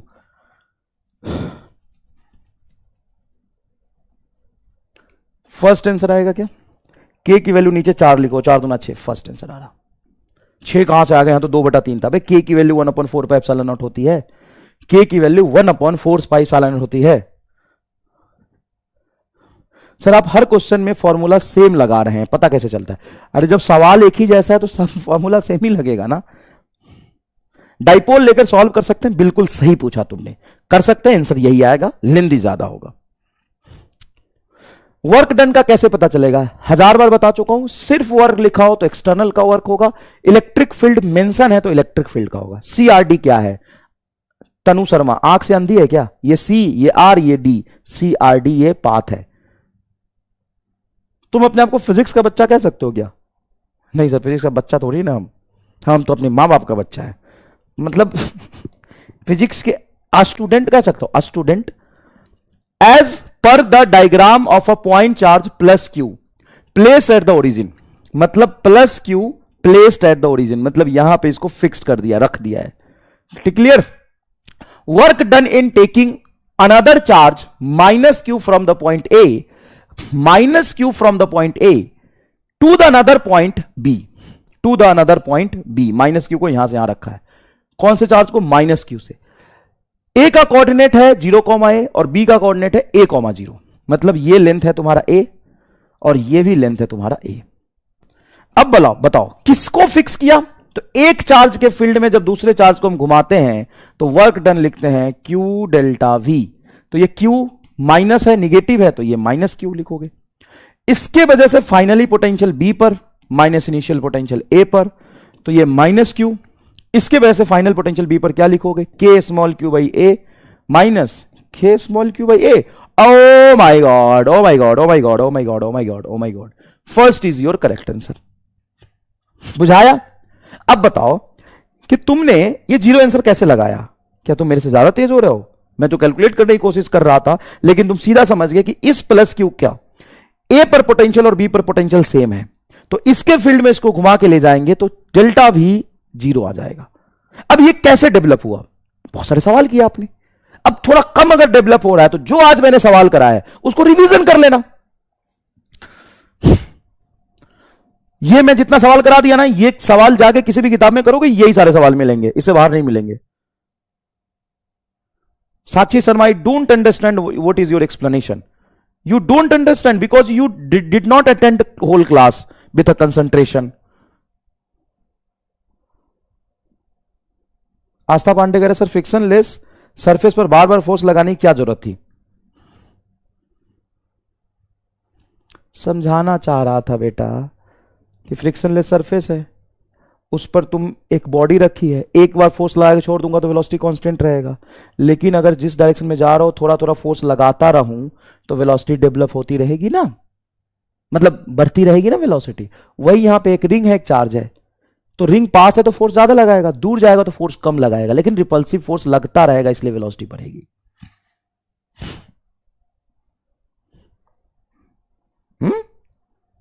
Same as equipotential face, बिल्कुल सही, बिल्कुल सही। अच्छा, साक्षी शर्मा करिए आई डोंट अंडरस्टैंड योर एक्सप्लेनेशन। हाँ, मैंने तो ये फारसी में पढ़ा है ना बेटा। तुम तो ठहरी गांव की छोरी और मैं पढ़ा रिया फारसी में, तो कैसे आएगी? देख इधर, ये प्लस क्यू चार्ज, ये माइनस क्यू चार्ज क्वेश्चन में दिया हुआ है, 2l डिस्टेंस पर है, C मिड पॉइंट है, तो ये भी L ये भी L होगा। अब दो चार्ज है fixed, minus Q plus q, और प्लस क्यू को मैं यहां से घुमा रहा हूं, तो इस माइनस क्यू की वजह से जितना पोटेंशियल यहां होगा उतना ही पोटेंशियल यहां होगा, तो इस क्यू को घुमाने में इस फील्ड, इस चार्ज की वजह से कितना वर्क होगा? 0। और इस चार्ज के फील्ड में देखोगे तो पहले यहां पर चार्ज रखा था, फिर यहां हो गया, तो इसके वजह से यहां का final potential minus initial potential plus capital Q, plus capital Q final minus initial potential किया है। जैसे ये एग्जांपल देख, इस प्लस क्यू की वजह से जितना पोटेंशियल ए पे उतना ही पोटेंशियल बी पे, इसलिए तो वर्क डन 0 आया। सेम सिचुएशन यहां पे है, इस माइनस क्यू की वजह से जितना पोटेंशियल यहां पे उतना ही पोटेंशियल यहां पे, तो माइनस क्यू के फील्ड में घुमाने में वर्क डन 0 हो जाएगा, और प्लस क्यू की वजह से सी पर और डी पर पोटेंशियल अलग आएगा। यहां से यहां का डिस्टेंस बोल कितना है? 3l, ये 2l और l और 3l, और यहां पर डिस्टेंस क्या? l, तो इसका पोटेंशियल यहां पे माइनस यहां पे into plus Q, Q delta V is equal to work done. Now you understood what I have said. Electrostatics of conductor. ये क्या है, हम कंडक्टर की प्रॉपर्टी के बारे में बात करेंगे। पहला स्टेटमेंट मैं लिख रहा हूं, आपको बताना है कि ट्रू है कि फॉल्स है। पोल मैं क्रिएट कर दूंगा। Electric field inside conductor is always zero. सही लिखा कि गलत? ट्रू फॉल्स बताना है आपको। क्या लिखा है? Electric field inside conductor is always zero. True है कि फॉल्स है? पहला ऑप्शन ए ट्रू, दूसरा ऑप्शन बी फॉल्स। आपको बताना है कि यह सही है कि गलत है। ले भैया, मैंने यहां पे पोल क्रिएट कर दिया है 30 सेकेंड का। फटाफट ट्रू एंड फॉल्स बता दीजिए। फटाफट ट्रू एंड फॉल्स बता दीजिए बेटा।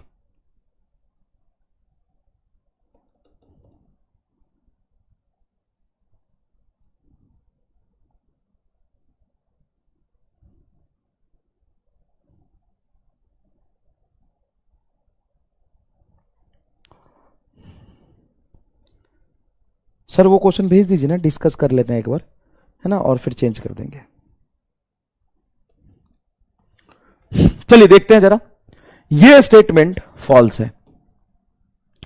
कितने लोग जवाब देते हैं, देखते हैं क्या आ रहा है। 29% लोगों ने फॉल्स बोला है, 66% लोगों ने ट्रू बोला है। ओ भाई साहब, मतलब मेजोरिटी ट्रू कह रही है, लेकिन असल में ये गलत है, फॉल्स। अगर ऐसा स्टेटमेंट आपको कहीं लिखा हुआ मिले तो आप इसको गलत ही बोलेंगे। हो सकता है कि आप अपने स्कूलों में इसको पढ़े होंगे कि electric field inside conductor is always zero, या किसी रामलाल टाइप किताब में आपने ये देखा होगा लिखा हुआ, तो भी लेकिन गलत ही है ये। चाहे गूगल पे देखा होगा, चाहे कहीं भी देखा होगा, ये गलत ही है। Electric field inside conductor is always zero बोलना एकदम गलत है, वाहियात है, घटिया है। अगर नीट में भी आता है तो आपको इसको फॉल्स ही बोलना है। चाहे आपने कहीं भी पढ़ा हो, किसी ने भी बताया हो, चाहे गूगल पे भी लिखा हो, यह फॉल्स ही है। क्यों? इसका सही स्टेटमेंट लिख के दिखाता हूं और फॉल्स कैसे है वो भी समझाता हूं। देख, इसका सही स्टेटमेंट यह होगा कि electric field inside isolated conductor conductor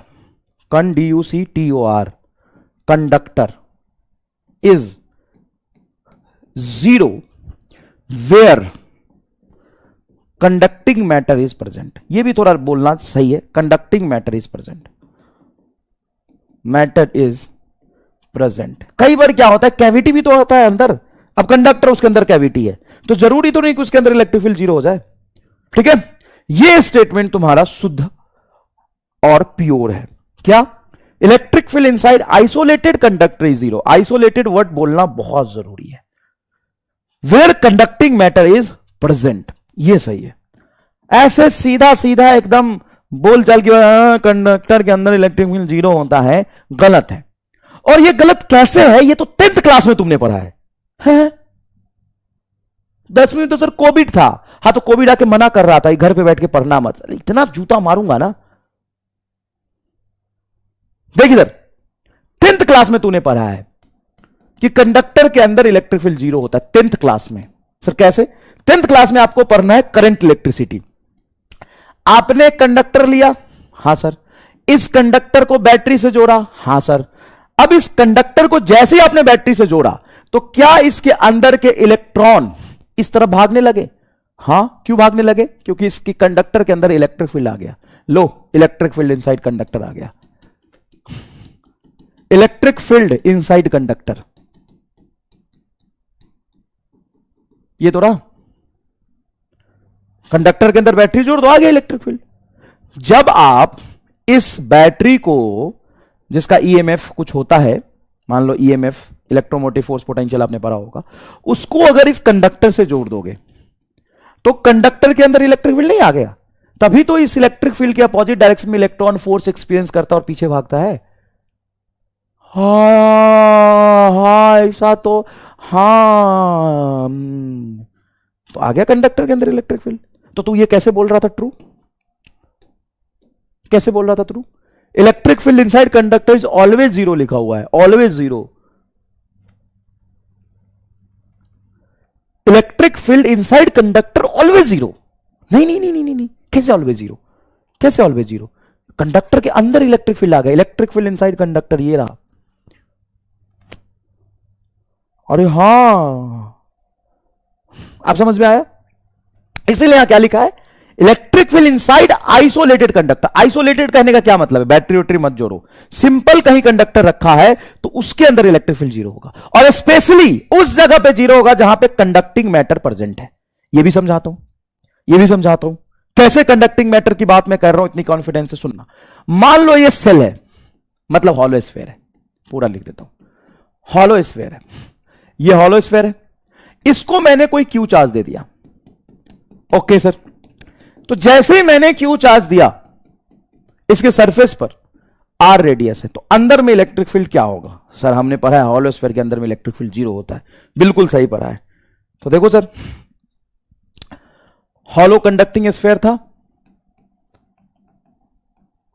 अब देखो उसके अंदर इलेक्ट्रिक फील्ड जीरो है। हाँ है, तो कंडक्टर के अंदर तो इलेक्ट्रिक फील्ड जीरो होता है अगर कंडक्टर आइसोलेटेड हो तो। आइसोलेटेड का मतलब है बैटरी नहीं जोड़ना, चार्ज रख सकते, चार्ज रख सकते हैं ना, कंडक्टर उस पर चार्ज रख सकते हैं। आइसोलेटेड का मतलब है कुछ बाहर से बैटरी वैटरी नहीं जोड़ा है। ओके, अब मान लो ये हॉलो कंडक्टिंग स्फीयर है, हॉलो कंडक्टिंग स्फीयर है। मजा आ जाएगा अभी पढ़ने में, तुमको इतना मजा आएगा ना, देखना।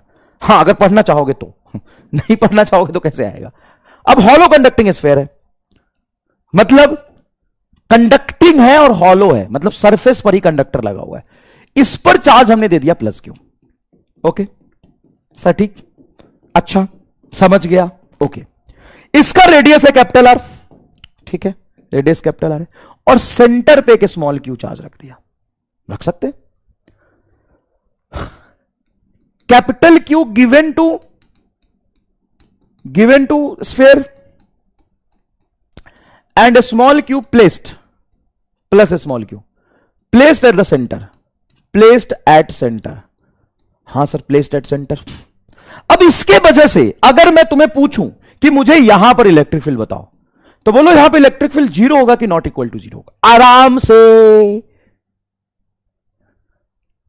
मैं और मेरे गांव के सारे दोस्त जवाब देंगे कि यहां पे इलेक्ट्रिक फील्ड आएगा, हाँ या ना?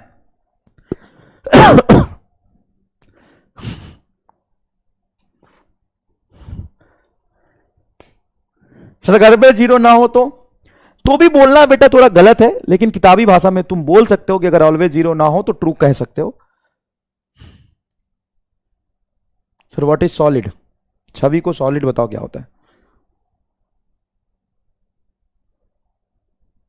सर आप ही तो बोले थे कंडक्टर के अंदर जीरो, तो आइसोलेटेड होना चाहिए तभी। सर आप नहीं पढ़ाया था। तो भाई ये कंडक्टर के अंदर जीरो तो है। अब बता यहां पे जीरो होगा नॉट इक्वल टू जीरो होगा? बेटा यहां पे नॉट इक्वल टू जीरो आएगा। सर ये कैसे इलेक्ट्रिक फील्ड यहां पे डेवलप हो गया? अंदर चार्ज रखा है। एक बात बताओ, एक बात बताओ ध्यान से सोच के, कि अगर मैं यहां पे इलेक्ट्रिक फील्ड निकालना चाहूं तो यहां पे एक गॉसियन सरफेस बनाऊंगा। अब बोलो गॉसियन सरफेस के अंदर चार्ज इंक्लोज्ड है कि नहीं है? अगर मैं ये गॉसियन सरफेस बनाता हूं तो इस गॉसियन सरफेस के अंदर सेंटर पे चार्ज रखा हुआ है, ये तो गॉसियन सरफेस के बाहर है, अंदर सेंटर पे चार्ज है, तो इसके वजह से यहां पे इलेक्ट्रिक फील्ड आएगा कि नहीं आएगा? हाँ सर आ तो जाएगा। एक्चुअल में आप देखोगे तो यहां पर इलेक्ट्रिक फील्ड आएगा। और अगर मैंने बाहर भी कहीं स्मॉल आर डिस्टेंस पे यहां पर इलेक्ट्रिक फील्ड अगर निकालने के लिए बोलूं तो सेंटर से स्मॉल आर डिस्टेंस पे इलेक्ट्रिक फील्ड क्या होगा? के, इस चार्ज की वजह से के क्यू बाई आर स्क्वायर, और कैपिटल क्यू स्फीयर के बाहर देख रहे हो तो उसको भी सेंटर पे मान के लिखोगे तो सीधा प्लस कैपिटल क्यू कर दो, इतना इलेक्ट्रिक फील्ड आएगा। आएगा कि नहीं आएगा? हाँ सर अंदर में स्मॉल आर डिस्टेंस पे कितना आएगा? तो अंदर में किसी स्मॉल आर डिस्टेंस पे देखोगे तो बाहर वाले सरफेस की वजह से जीरो, और इसके वजह से यहां पर इलेक्ट्रिक फील्ड आएगा। इनफैक्ट तुम यहां पे इंडक्शन के भी कंसेप्ट से कह सकते हो, हालांकि इलेक्ट्रिक फील्ड निकालने के लिए इंडक्शन कंसीडर करना जरूरी नहीं होता, लेकिन इंडक्शन के कंसेप्ट से भी कह सकते हो कि सर अगर ये प्लस क्यू चार्ज है तो इस प्लस क्यू चार्ज की वजह से यहां पर इंडक्शन होगा और यहां के इनर सरफेस पे माइनस क्यू चार्ज आ जाएगा। क्या ये बोलना सही है? हाँ इंडक्शन तो होगा, लेकिन सर टोटल स्फीयर पे तो हमने प्लस क्यू चार्ज दिया था, तो टोटल जो प्लस क्यू चार्ज दिया था बाहर पे अब दिखाई देगा plus Q into small Q, ये चार्ज दिखाई देगा। और इलेक्ट्रिक फील्ड लाइंस इस प्लस के वजह से शुरू होगा, माइनस पे जाके खत्म होगा, ऐसा इलेक्ट्रिक फील्ड लाइंस बनेगा।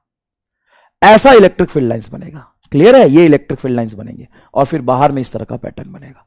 अंदर में इलेक्ट्रिक फील्ड इस चार्ज की वजह से आएगा, सरफेस के चार्ज की वजह से अंदर में इलेक्ट्रिक फील्ड नहीं आएगा, जैसा इस केस में दिया है। इंडक्शन तो पढ़ाया था ना बेटा, तो इंडक्शन का सिचुएशन कंसीडर करोगे तो यहां पे माइनस क्यू चार्ज और सरफेस पे मैंने बताया था टोटल जितना चार्ज है सबका ऐड कर दो, तो ये प्लस क्यू और plus capital Q, total surface में इतना चार्ज दिखेगा। बाहर में कई इलेक्ट्रिक फील्ड निकालोगे तो सरफेस के चार्ज को सेंटर में मान के इलेक्ट्रिक फील्ड निकाल लेते, एकदम बढ़िया है। अब यहां पे मान लो कि थिक कंडक्टिंग स्फीयर है। थिक कंडक्टिंग स्फीयर क्या होता है? क्या होता है भाई? थिक कंडक्टिंग स्फीयर क्या होता है?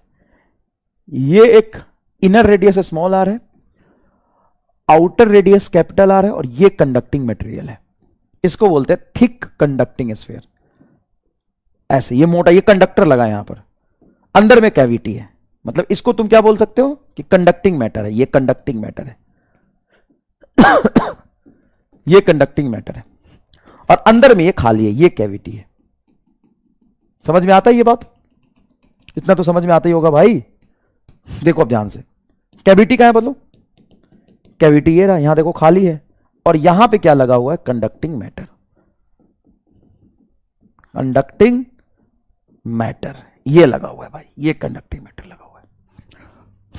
ओके, चार्ज कहां दिया? चार्ज यहां दिया, सेंटर पे एक स्मॉल क्यू चार्ज रख दिया और कंडक्टर के सरफेस को क्यू चार्ज दिया। मैं लिख देता हूं यहां पे q given to sphere, given to sphere, बहुत अच्छे तरीके से लिख रहा हूं एकदम।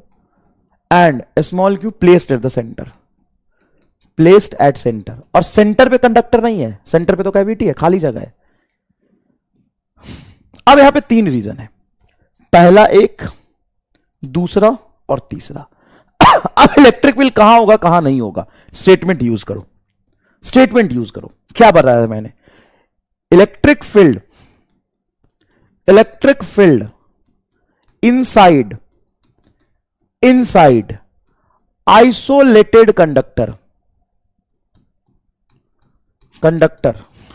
Is zero where matter is present,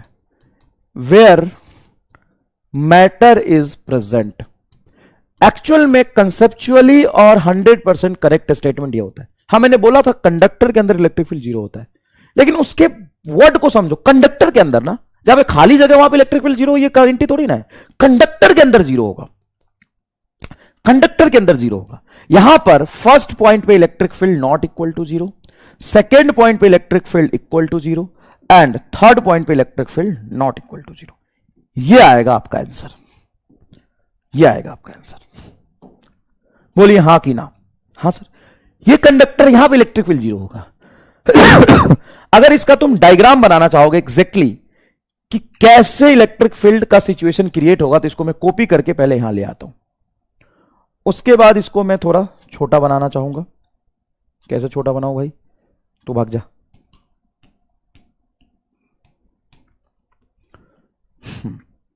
इसको मैं थोड़ा सा छोटा बनाना चाहूंगा ताकि मैं अच्छे से डायग्राम बना सकूं, और कोई बात खास बात नहीं।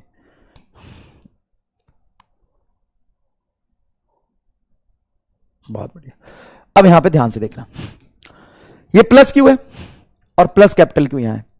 अब मैंने क्यू चार्ज जो सेंटर पे रखा, ये तो कंडक्टर है, कंडक्टर में तो इंडक्शन होता है, तो इस प्लस क्यू की वजह से यहां पे माइनस क्यू चार्ज आएगा, और माइनस क्यू यहां पे तो एक्स्ट्रा आया, इस पर तो टोटल प्लस क्यू था, तो यहां पे चार्ज सेपरेट होता है इंडक्शन में। माइनस क्यू यहां है तो यहां पे प्लस क्यू आएगा, तो यहां पर ये चार्ज आपको दिखाई देगा। ठीक है, इलेक्ट्रिक फील्ड देखेंगे तो कैविटी में इस तरह का इलेक्ट्रिक फील्ड का पैटर्न बनेगा, इस तरह का इलेक्ट्रिक फील्ड का पैटर्न बनेगा, और यहां पर ये टोटल चार्ज डिस्ट्रीब्यूटेड होगा। यहां पर इलेक्ट्रिक फील्ड जीरो आएगा। कैसे? इसको प्रूव भी कर सकते हो। कैसे? तो देखो यहां पे गॉसियन सरफेस बनाओ, और इस गॉसियन सरफेस से इनक्लोज चार्ज बताओ कितना है, इस गॉसियन सरफेस के अंदर इनक्लोज चार्ज बताओ कितना है। तो इस गॉसियन सरफेस के अंदर इनक्लोज टोटल चार्ज जीरो होगा। क्यों? प्लस क्यू सेंटर पे और माइनस क्यू इस कंडक्टर के इनर सरफेस पर, तो प्लस क्यू और माइनस क्यू जीरो। तो यहां से इलेक्ट्रिक फील्ड बनेगा, यहां कैविटी पे खत्म होगा, यहां इलेक्ट्रिक फील्ड जीरो आएगा, फिर बाहर में इलेक्ट्रिक फील्ड होगा, और बाहर में इलेक्ट्रिक फील्ड किसके वजह से होगा? तो सर इसका तो मामला यहां से शुरू यहां खत्म, इसको तो हम देखेंगे नहीं। टोटल सरफेस पर जो चार्ज होगा उसको सेंटर पे मान के यहां पे इलेक्ट्रिक फील्ड लिखेंगे। एक ऐसा सवाल कराऊं जिससे एकदम ही मतलब मजा आ जाए। दोस्तों से जाके पूछोगे वो सवाल तो तुम्हारी इज्जत एकदम 7वें आसमान पे पहुंच जाएगी, एकदम तगड़ा। करेगा करेगा बोलना, बोल करेगा। एकदम तगड़ा सवाल। क्या? देख, ये एक कंडक्टर है, ये तो पूरा सॉलिड कंडक्टर है सर। हां, neutral solid conducting sphere with A small cavity. Neutral solid conductor with A small cavity. इस पढ़ के आपको क्या समझ में आ रहा है? विथ ए स्मॉल कैविटी, इसको पढ़ के आपको क्या समझ में आ रहा है? ईमानदारी से बताओ, इसको पूरा पढ़ के क्या समझ में आ रहा है? कि सर एक न्यूट्रल कंडक्टर, मतलब इसको कोई चार्ज नहीं दिया है, सॉलिड कंडक्टर है और एक छोटा सा कैविटी है यहां पे, ठीक है, with radius smaller, with radius smaller. Clear है भाई? क्लियर? क्लियर? अब सुनना सवाल क्या है।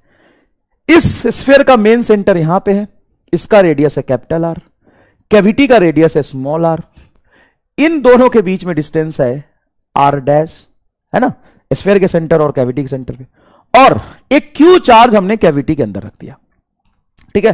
क्यू चार्ज कहां रखा? कैविटी के अंदर रख दिया।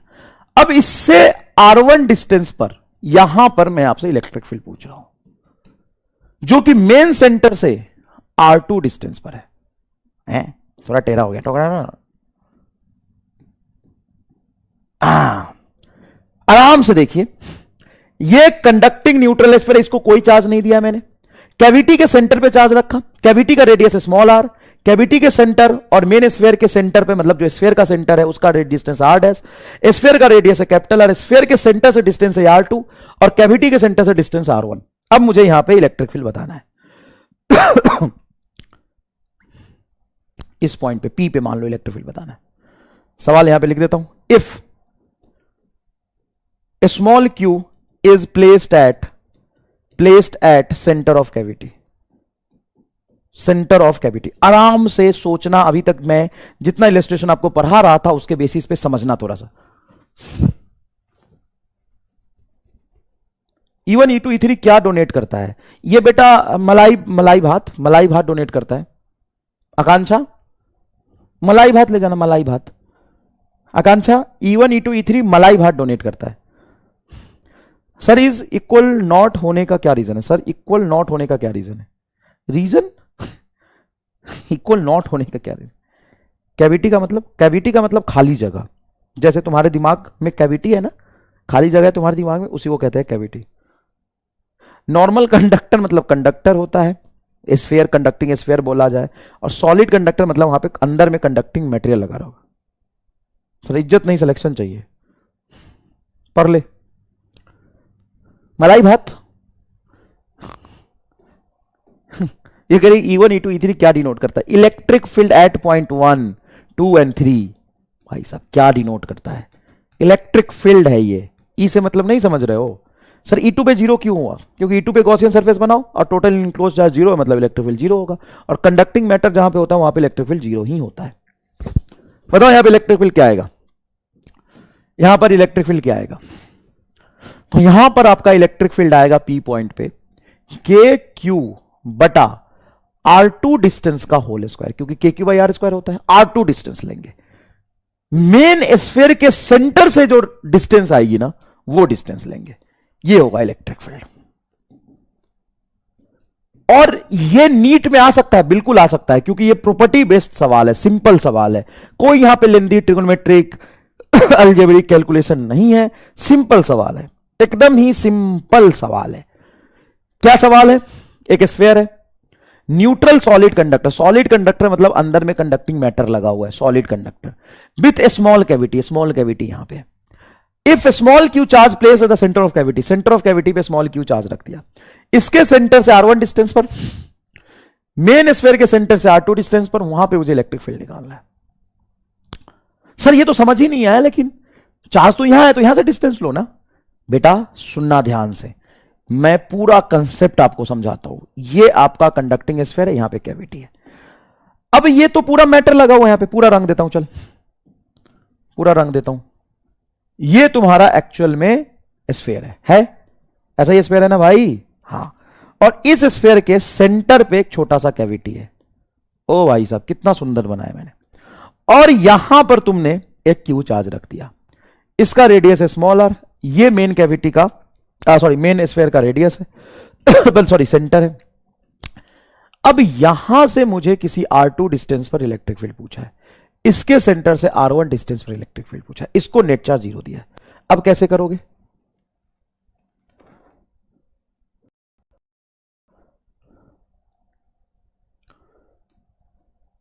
यहां से R2 डिस्टेंस दिया है और यहां से R1 डिस्टेंस दिया है, यहां पर इलेक्ट्रिक फील्ड पूछा है। यही सवाल है क्या?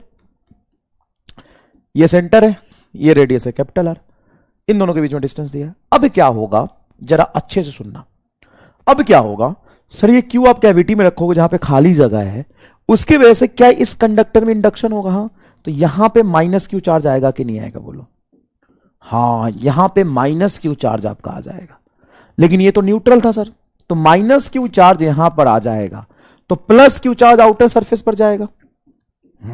प्लस क्यू चार्ज कहां जाएगा? आउटर सरफेस पर जाएगा। और अभी मैंने आपको बताया कि इस प्लस क्यू की वजह से इलेक्ट्रिक फील्ड शुरू होगा, इस माइनस पे खत्म, इसका यहां शुरू होगा, इस माइनस पे खत्म, इसका शुरू होगा माइनस पे खत्म।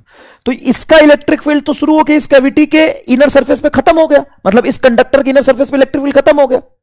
तो इसका इलेक्ट्रिक फील्ड बाहर कहीं जा ही नहीं रहा। और जहां पे कंडक्टिंग मैटर प्रेजेंट है, जैसे इस पूरे लाल रीजन में, ओ भाई साहब ध्यान सुनिएगा, इस पूरे रेड कलर वाले रीजन में क्या हर जगह इलेक्ट्रिक फील्ड 0 आएगा? हां, इस पूरे रेड कलर वाले रीजन में हर जगह इलेक्ट्रिक फील्ड 0 आएगा। क्यों? क्योंकि इस प्लस क्यू से शुरू होगा, इस माइनस पे खत्म। और जो प्लस क्यू आया है इंडक्शन की वजह से यहां पर, उसको सेंटर पे मान के यहां पे इलेक्ट्रिक फील्ड जब लिखोगे तो वो होगा के क्यू बटा R2 का होल स्क्वायर। और यही चीज तो यहां समझाया था मैंने। और क्या समझाया मैंने? कि जो मैं क्यू चार्ज यहां पे रख रहा हूं उसके वजह से यहां पे इंडक्शन होगा माइनस, और माइनस चार्ज यहां पे आ जाएगा, उतना ही बाहर प्लस जाएगा। यही तो बताया है। तो इसका इलेक्ट्रिक फील्ड शुरू हो गया यहां पे खत्म, जहां पे कंडक्टिंग मैटर होता है इलेक्ट्रिक फील्ड वहां 0 रहता है। तो यहां पे कंडक्टिंग मैटर, इसको प्रूव भी कर सकते हो कि यहां पे इलेक्ट्रिक फील्ड 0 क्यों होगा। बनाओ गॉसियन सरफेस। ये गॉसियन सरफेस बना लिया। अब बताओ इस गॉसियन सरफेस के अंदर इनक्लोज चार्ज कितना है? ये प्लस क्यू, और कंडक्टिंग मैटर के इनर सरफेस पे माइनस क्यू, टोटल चार्ज 0। तो यहां पे गॉसियन सरफेस बनाओगे तो टोटल चार्ज 0। हाँ कि ना? हाँ सर। यहां पे इलेक्ट्रिक फील्ड निकाले, यहां पे गॉसियन सरफेस बना लो। अब यहां पे गॉसियन सरफेस जब बनाओगे तो ये गॉसियन सरफेस ये प्लस क्यू चार्ज इंक्लोज कर रहा, प्लस क्यू माइनस क्यू ये तो 0 इंक्लोज कर रहा। बताओ, मैटर लाल रीजन जहां तक है वहां पर इलेक्ट्रिक फील्ड 0 होगा। कैविटी के सेंटर पे प्लस क्यू रखा है तो प्लस क्यू से शुरू, माइनस क्यू पे खत्म। और इंडक्शन तो आपको पढ़ा ही, सेपरेशन ऑफ चार्ज। अब ये प्लस क्यू जो सरफेस पर जाएगा, यहां पे इंडक्शन की वजह से माइनस और प्लस बाहर जाएगा सरफेस पर, इसको सेंटर पे मान के यहां पे इलेक्ट्रिक फील्ड लिखोगे। तो चार्ज मैंने रखा है यहां, लेकिन इफेक्टिवली इस पूरे चार्ज को सेंटर पर मान के इलेक्ट्रिक फील्ड यहां लिख रहा हूं। अब बताओ मजा आया कि नहीं? समझे? अब बताओ मजा आया कि नहीं सवाल करने में? सरफेस से क्यों नहीं लिया? ओ भाई सी आप लिख रही हूं आगे नहीं लिख अब sir hall sphere solid sphere में जब चार्ज सरफेस पे रहता है तो बाहर में इलेक्ट्रिक फील्ड हम पॉइंट चार्ज सेंटर पर मान के लिखते हैं। ये तो लाखों बार समझाया है, करोड़ों बार समझाया है। बेसिस क्या पूछ रहा हो? सरफेस से डिस्टेंस क्यों नहीं लिया? गजब गजब भाई साहब, गजब। मतलब सैल्यूट है तुम्हें।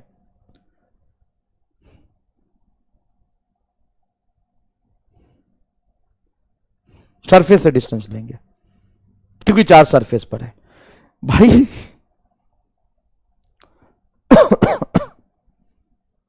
गजब, मतलब गजब।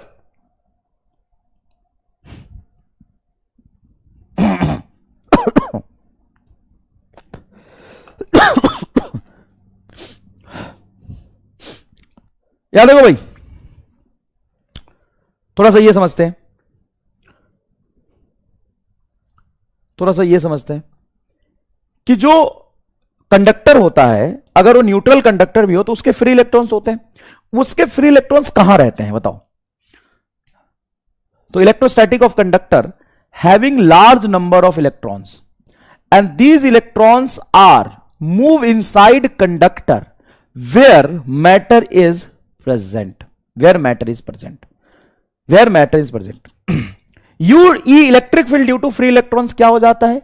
Zero. Electric field free electrons की वजह से क्रिएट नहीं होता क्योंकि नेट चार्ज तो जीरो ही है। Excess charge resides on the surface of conductor. जो एक्सेस चार्ज होता है वो कहां रहता है? एक्सेस चार्ज कंडक्टर के सरफेस पे होता है। और मैंने आपको पहले भी बताया है कि जो एक्सेस चार्ज हम देते हैं वो सरफेस के कंडक्टर के सरफेस पे लाइज करता है। अगर कंडक्टर यूनिफॉर्म नेचर का है, मतलब उसका शेप यूनिफॉर्म है, तो चार्ज यूनिफॉर्मली डिस्ट्रीब्यूट हो जाएगा। हाँ सर, एक्सेस चार्ज जो हम देते हैं वो कंडक्टर के सरफेस पे यूनिफॉर्मली डिस्ट्रीब्यूट हो जाता है। Excess charge given to conductor resides on the surface of conductor. देखो ये सरफेस ऑफ कंडक्टर पे रहेगा, ये एक्सेस चार्ज, ये फ्री इलेक्ट्रॉन्स नहीं है, ये इलेक्ट्रोस्टैट के स्टार्टिंग में बताया था। लेकिन मान लो रैंडम शेप का कंडक्टर है, अगर रैंडम शेप का कंडक्टर है तो चार्ज को शार्प पॉइंट पसंद होता है। क्या पसंद होता है? चार्ज को शार्प पॉइंट पसंद होता है। ज्यादातर चार्ज कहां इकट्ठा होगा? शार्प पॉइंट पे इकट्ठा होगा। क्या आपको यह बात बहुत अच्छे से पता है? इस तरह का कुछ चार्ज डिस्ट्रीब्यूशन यहां पे आएगा, मतलब जहां पे रेडियस ऑफ कर्वेचर कम होगा वहां पे चार्ज ज्यादा आएगा। Charge density is higher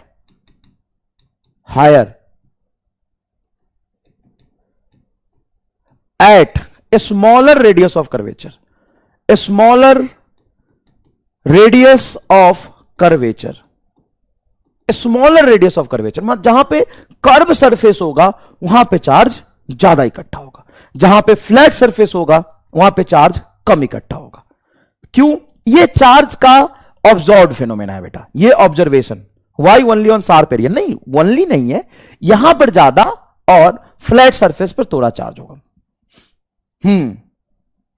sir आपके बाल चले गए? हाँ बेटा चले गए, उम्र हो गया इसलिए चले गए। और तुम इसी तरीके से रहोगे, तुम ढोल बजाना गांव में और क्या करोगे? हाँ, यही देखो ऐसा क्यों होता है? ये ऑब्जर्व्ड फिनोमेना ऐसा ही होता है। तुम्हारा एक नाक क्यों है, चार नाक क्यों नहीं है? बता सर, पूरी दुनिया में जितने इंसान है सबके सर एक ही नाक है, मैं भी इंसान हूं, तो इंसान है, इंसान के नाम पे बाहर मत निकल जाना, पकड़ के ले जाएंगे चिड़ियाघर वाले, घर से बाहर मत निकलना। एक ही नाक क्यों है? सर क्रिएचर एक ही नाक है। तो जब भी हम रैंडम शेप के सरफेस पर चार्ज देते हैं तो वो चार्ज यहां पे ज्यादा इकट्ठा हो जाता है, ये ऑब्जर्व्ड फिनोमेना है। ठीक है, दूसरी बात, दूसरी एक और इंपॉर्टेंट बात, इस पूरे कंडक्टर के सरफेस से लेकर सेंटर तक पोटेंशियल सेम होता है क्या? हां, potential remain same from surface to centre.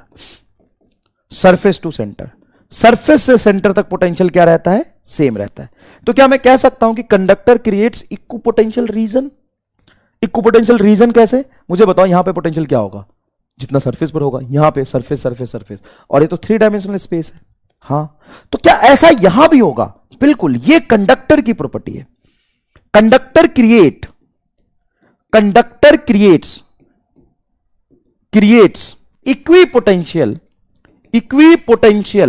Surface की रीजन, पोटेंशियल रीजन। सरफेस मतलब सरफेस एरिया और रीजन मतलब कोई अंदर का स्पेस, तो ये तो पूरा का पूरा अंदर के स्पेस में पोटेंशियल सेम है। तो potential remain same from surface to centre, मतलब हर जगह पोटेंशियल सेम है, तो ये इक्विपोटेंशियल रीजन क्रिएट कर रहा है। अब यहां पे बड़ा इंटरेस्टिंग सवाल एक पूछते हैं कि मान लो कंडक्टर के इस कॉर्नर पे मैंने 0.1 बनाया, यहां पे 0.2 बनाया और यहां पे 0.3 बनाया, तो पोटेंशियल कहां पे ज्यादा होगा? हर जगह सेम होगा।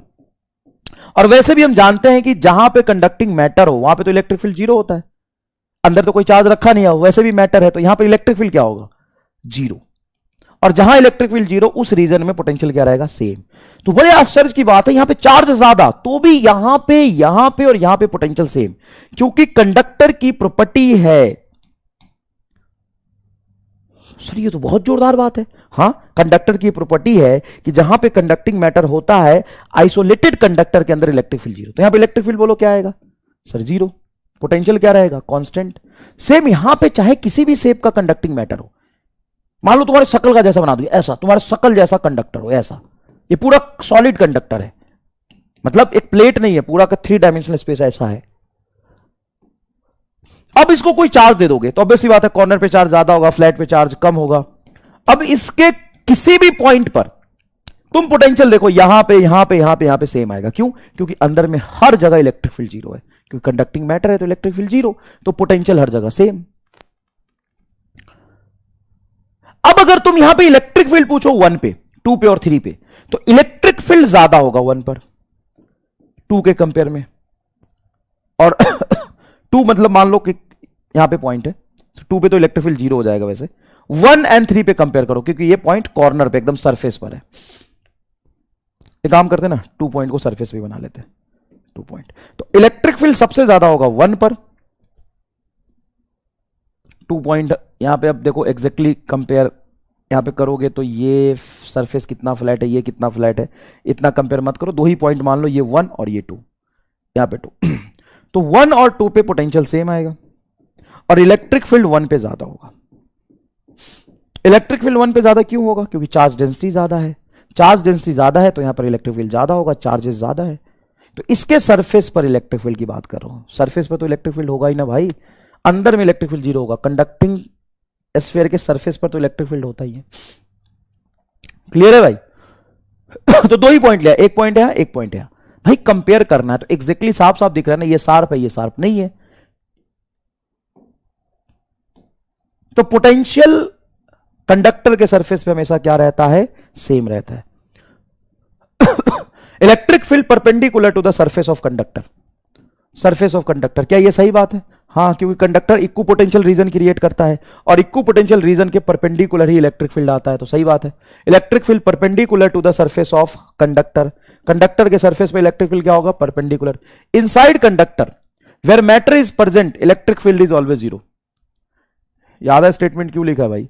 Inside conductor where matter is present, where matter is present electric field is zero. Matter is present, electric field is zero, electric field is zero, electric field is zero. Isolated conductor. अच्छा, कई बार always नहीं लिखा है ना, जैसे मान लो, 1 minute रुक जाओ, थोड़ा सा जरूरी है यहां पे समझना, वापस आते हैं यहां पर। जैसे मान लो कि ऐसे लिखा हो, सिर्फ आइसोलेटेड वर्ड यूज ना करें, क्योंकि बहुत रेयर होता है कि एकदम अच्छे से लिखा जाए।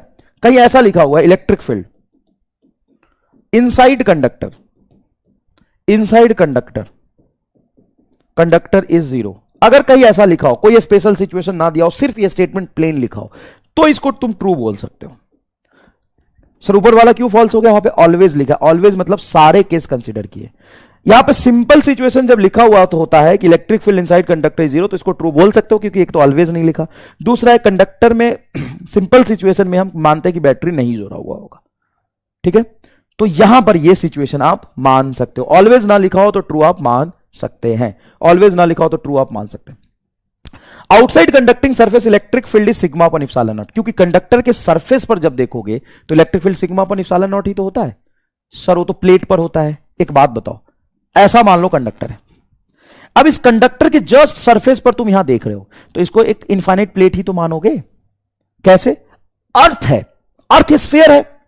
हां सर, अर्थ तो स्फीयर है, लेकिन अर्थ आपको दिखता कैसा है? सर बहुत छोटा रीजन यहां पे देखते हो, बहुत छोटा रीजन देखते हो, तो तुमको फ्लैट ही तो दिखता है। इसलिए हम कहते हैं कंडक्टर चाहे किसी भी शेप का हो, जस्ट आउटसाइड कंडक्टर में बात करो। जैसे मैं पेन के बाहर बात करूं, तो मैं पेन के बाहर तुमको ऐसे दिखाऊंगा, जस्ट देखिए पेन के बाहर, तो इसको इनफाइनाइट लेंथ का नहीं मानेगा, जस्ट बाहर, जस्ट। हां, पेन से यहां पर देखोगे तो पेन फाइनाइट लेंथ का होगा, लेकिन पेन के जस्ट बाहर देखोगे तो पेन क्या होगा? इनफाइनाइट लेंथ का होगा। तो जस्ट बाहर electric field sigma upon epsilon not होगा। इसीलिए इसीलिए बेटा यहां पर डेंसिटी देखोगे, चार्ज डेंसिटी ज्यादा है, यहां पर कम है, इसलिए यहां पे इलेक्ट्रिक फील्ड ज्यादा है, यहां पे इलेक्ट्रिक फील्ड कम है, क्योंकि इलेक्ट्रिक फील्ड होता है कंडक्टर के सरफेस पर sigma upon epsilon not. When two conductor is connected, then their potential becomes same। भाई तो कंडक्टर का नेचर ही होता है पोटेंशियल को सेम करना।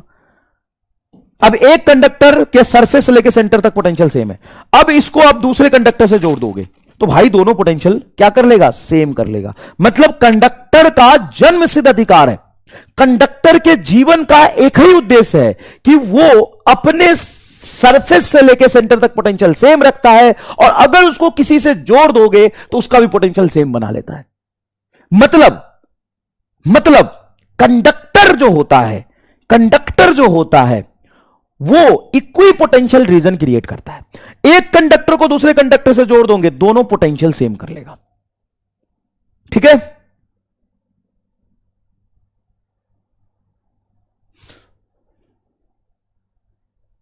क्लियर है ये बात? हां, धोनी आउट है, ठीक है भाई। तेरा सिलेक्शन कभी नहीं होगा बेटा, कभी नहीं होगा सर। क्रिकेट खेलने वालों को नहीं, देखने वालों को नहीं होता, नहीं होता है भाई, ये आसान काम नहीं है। इसको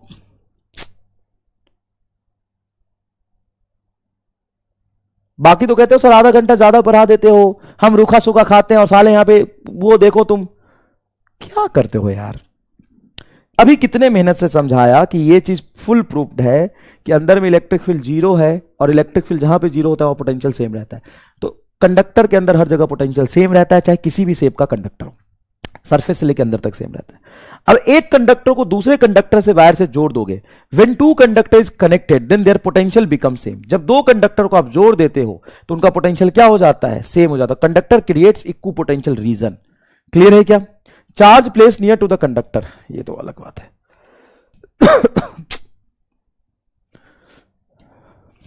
भाई मुझे बुखार तो नहीं है, लेकिन सच में जुकाम हो रहा है, हेडेक है, नाक जाम है, सर्दी हो रहा है, लेकिन फिर भी मुझे डैश फर्क नहीं पड़ रहा है, क्योंकि मुझे पढ़ाना है।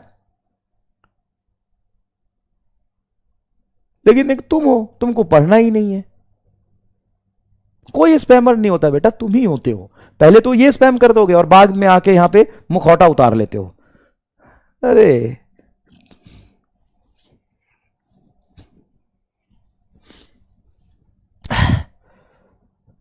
Sir, is the field is zero inside the material of conductor shell even if a negative charge is kept in the shell. Shell के अंदर नेगेटिव चार्ज रखोगे, conducting shell inside material of the conducting shell, inside material of the conducting shell. मतलब आयुष कितना गलत भाषा use कर रहे हो तुम। Zero inside material of the conducting shell, अब तू सेल बोल रहा है, सेल का मतलब तो हॉलो स्फीयर होता है। तो यहां पे इलेक्ट्रिक फील्ड जीरो होगा, माइनस क्यू चार्ज रखोगे तो जहां पे मैटर नहीं वहां पे इलेक्ट्रिक फील्ड आ जाएगा, लेकिन मैटर के अंदर इलेक्ट्रिक फील्ड जीरो होगा। अगर मोटा यूज करते हो, जैसे ये मोटा यूज करते हो, ये सरफेस तुम यूज कर रहे हो, ये सरफेस यूज कर रहे हो, और मोटा कर देते हो, और यहां पे तुम कोई भी चार्ज रखो, कोई भी चार्ज रखो, तो यहां पर तो इलेक्ट्रिक फील्ड आ जाएगा, लेकिन इस मैटर के अंदर इलेक्ट्रिक फील्ड जीरो रहेगा। यही समझाया मैंने।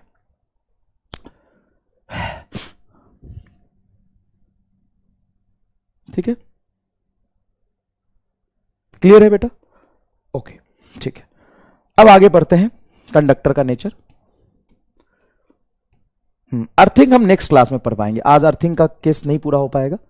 अर्थिंग का केस हम लोग नेक्स्ट क्लास में पढ़ेंगे। आगे देखिए बेटा, ध्यान से देखिएगा। मान लीजिए कि एक स्फीयर है जिसका रेडियस है कैपिटल आर, उस पर चार्ज है कैपिटल क्यू। एक छोटा सा स्फीयर है जिस पर चार्ज है स्मॉल क्यू, उसका रेडियस है स्मॉल आर।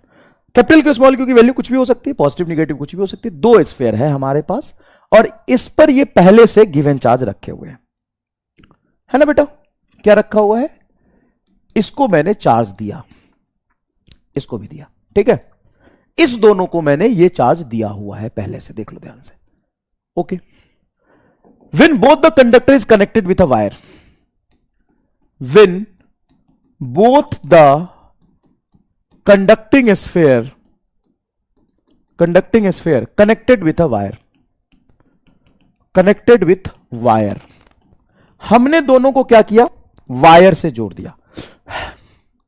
हमने दोनों को क्या किया? वायर से जोड़ दिया। ये था कैपिटल आर रेडियस, ये था स्मॉल आर रेडियस। ये कंसेंट्रिक सेल नहीं है, अंदर बाहर वाला केस में बता चुका पहले, ये कंसेंट्रिक सेल नहीं है। ये कौन सा सेल है, ये कौन सा सेल है, ये एक स्फीयर आर रेडियस का है, एक स्फीयर स्मॉल आर रेडियस का है। दोनों पे मैंने capital Q small Q charge रखा था, बाद में दोनों को मैंने वायर से जोड़ दिया। तो क्या ये चार्ज इंटरचेंज करेंगे, क्या ये चार्ज इंटरचेंज करेंगे? हां सर, चार्ज इंटरचेंज कर सकते हैं। क्यों करेंगे? क्योंकि कंडक्टर के जीवन का एक ही उद्देश्य है कि वो पोटेंशियल बराबर करना चाहता है। कंडक्टर के सरफेस से लेकर अंदर तक पोटेंशियल बराबर रहता है। जैसे ही दो चार कंडक्टर को तुम जोड़ दोगे तो ये कुछ चार्ज इंटरचेंज करेगा। हो सकता है इस पर चार्ज हो तुम्हारा Q2 और इस पर चार्ज हो कुछ Q1, ये फाइनल चार्ज है इस पर। और चार्ज तब तक इंटरचेंज करेगा जब तक चार्ज बराबर ना हो जाए, या चार्ज तब तक इंटरचेंज करेगा जब तक पोटेंशियल बराबर ना हो जाए। अगर तुमसे पहले कंडक्टर के सरफेस पर पोटेंशियल VA कहता है और दूसरे कंडक्टर के सरफेस पर पोटेंशियल V2 V1 लिख लेते हैं, V1 V2 है, तो क्या V1 must be equal to V2? यही तो प्रॉपर्टीज ऑफ कंडक्टर है। प्रॉपर्टी ऑफ कंडक्टर कि किसी भी दो कंडक्टर को आप जब जोड़ते हो ना, चाहे किसी भी शेप का हो, कुछ भी हो, उसका पोटेंशियल सेम हो जाता है, उस पर पोटेंशियल सेम हो जाता है। अच्छा, हाँ, अच्छा बोलो, इस कंडक्टर के सरफेस पर पोटेंशियल V1 है, V1 को क्या लिखोगे बोलो तो? सर V1 को लिखेंगे K Q1 बटा रेडियस कैपिटल R बराबर V2 को क्या लिखोगे? सर V2 को लिखेंगे K, इस पर चार्ज कितना है Q2 बटा रेडियस स्मॉल r। अब मुझे बताओ, क्या तुमने यही पढ़ा है कि पोटेंशियल बराबर हो जाना चाहिए? हाँ, दोनों तरफ इक्वल कर दिया, K से K कटेगा, okay. Q1 by Q2, capital R को यहां ले जाते हैं, capital R by small r। दोनों पे जो फाइनल चार्ज है क्या उनके रेडियस के प्रोपोर्शनल है? हां, तो यही तो मैंने तुम्हें सिखाया था इलेक्ट्रोस्टैट के पहले दूसरे लेक्चर में। अब क्यों सेम होते हैं, मतलब चार्ज प्रोपोर्शनल टू रेडियस क्यों आता है? क्योंकि पोटेंशियल बराबर करना रहता है। इस पर चार्ज Q1, इसका पोटेंशियल V1, इस पर चार्ज Q2, इसका पोटेंशियल V2। लास्ट डिस्टेंस पे हमने वायर से कनेक्ट कर दिया दोनों का पोटेंशियल बराबर, तो जो चार्ज आएगा फाइनल वो डायरेक्टली प्रोपोर्शनल टू रेडियस होता है। दूसरी बात, चार्ज तो हमेशा कंजर्व रहता है। हां सर, तो यहां पे एक इक्वेशन ये मान लेते हैं और दूसरा इक्वेशन ये बोल सकते हैं कि initial charge capital Q plus small q बराबर Q1 plus Q2 according to conservation of charge. क्या मैं ये कह सकता हूं? क्या मैं ये कह सकता हूं? हां, अब मैं ये दोनों इक्वेशन सॉल्व कर चुका हूं इलेक्ट्रोस्टैट में, ये दोनों इक्वेशन में सॉल्व कर चुका हूं। जो Q1 आएगा, जिस स्फीयर पर फाइनल चार्ज है उसका रेडियस बटा total radius into capital Q plus small q आएगा। क्या मैं ये सॉल्व कर चुका हूं पहले बेटा? दूसरे स्फीयर पे फाइनल चार्ज क्या आएगा? दूसरे स्फीयर का radius plus total radius into ये आएगा। क्या मैं इक्वेशन सॉल्व कर चुका हूं? Final charge on each sphere क्या यही आएगा? हां सरकार, इसको दोबारा सॉल्व करने की जरूरत नहीं है, लेकिन इसमें जो इंपॉर्टेंट बात है वो सीखने की जरूरत है कि दो कंडक्टर को जब हम जोड़ते हैं तो उनका पोटेंशियल बराबर हो जाता है, उन पर फाइनल चार्ज का रेशियो उनके डायरेक्टली प्रोपोर्शनल टू रेडियस के प्रोपोर्शनल होता है और उन पे फाइनल चार्ज की वैल्यू ये आ जाती है। अब यहां पे एक इंपॉर्टेंट बात पूछते हैं कि दोनों पे चार्ज डेंसिटी का रेशियो क्या होगा, पहले स्फीयर पर चार्ज डेंसिटी क्या होगा। तो यहां पर चार्ज कहां पर स्टोर है? सरफेस पर। कितना चार्ज है? Q1 और डेंसिटी लिख रहे हैं सरफेस चार्ज डेंसिटी। ये क्या है? Surface charge density, surface charge density, charge density. तो सरफेस चार्ज डेंसिटी क्या लिखोगे? Charge upon area. क्या लिखोगे भाई? Charge upon area. तो पहले स्फीयर का एरिया क्या होगा? पहले स्फीयर का एरिया होगा 4 पाई कैपिटल R स्क्वायर। और हम जानते हैं charge is directly proportional to radius होता है। हां, charge is directly proportional to radius होता है, तो रेडियस ऊपर आ जाएगा। 4 पाई तो देखो कांस्टेंट, हम सिर्फ प्रोपोर्शनल साइन देखना चाहते हैं। ये R स्क्वायर है, तो R से R स्क्वायर कटेगा तो नीचे आ जाएगा प्रोपोर्शनल टू R। मैं फिर से समझाता हूं, मैं क्या कह रहा हूं कि चार्ज डेंसिटी लिख रहा हूं, तो चार्ज है उस पर तुम्हारा Q1 बटा area. Q1 is directly proportional to radius होता है क्या? हां, charge is directly proportional radius, यही तो हमने पढ़ा है यहां पे। जिस पर चार्ज लिख रहे हैं उसके रेडियस के प्रोपोर्शनल होगा, और एरिया हो जाएगा आपका 4 पाई कैपिटल R स्क्वायर। हम प्रोपोर्शनल साइन देखना चाहते तो 4 पाई को इग्नोर करो, आर बटा आर स्क्वायर कट के क्या ये नीचे आर आ जाएगा? हाँ। तो जब भी दो कंडक्टर को आप वायर से जोड़ते हो तो उनके सरफेस चार्ज डेंसिटी का जो रेशियो होता है वो आता है inversely proportional to ratio of the radius. Sigma 1 inversely proportional to capital R है, तो सिग्मा 1 के नीचे कैपिटल आर और ये स्मॉल आर, मतलब surface charge density inversely proportional to क्या आ जाएगा? रेडियस।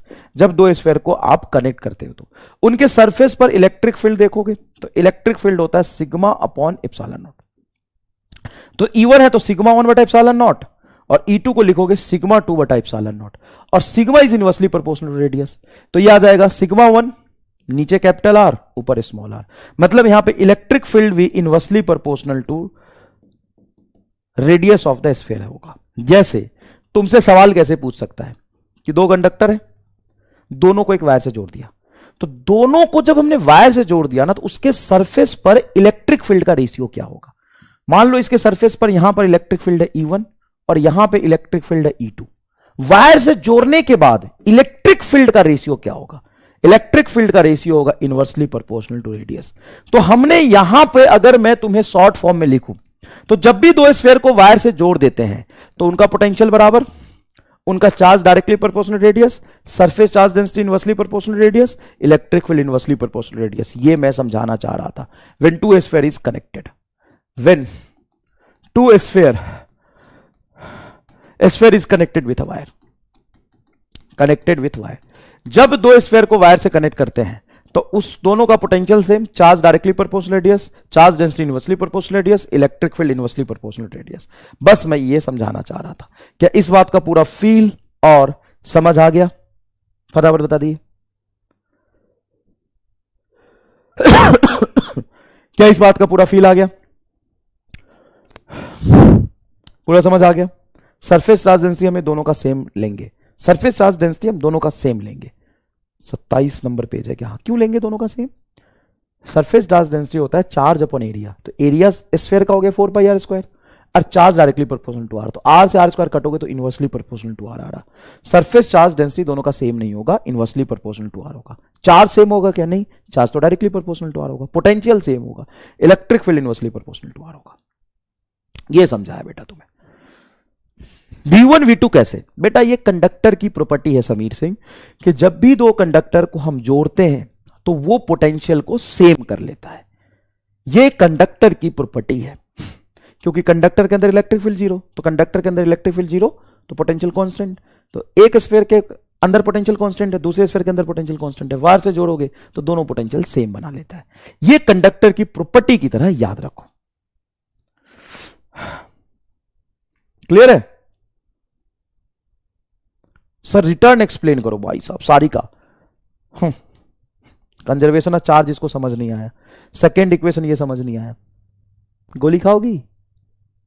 खा लेना और सो जाना, आधी गोली, पूरी मत खाना।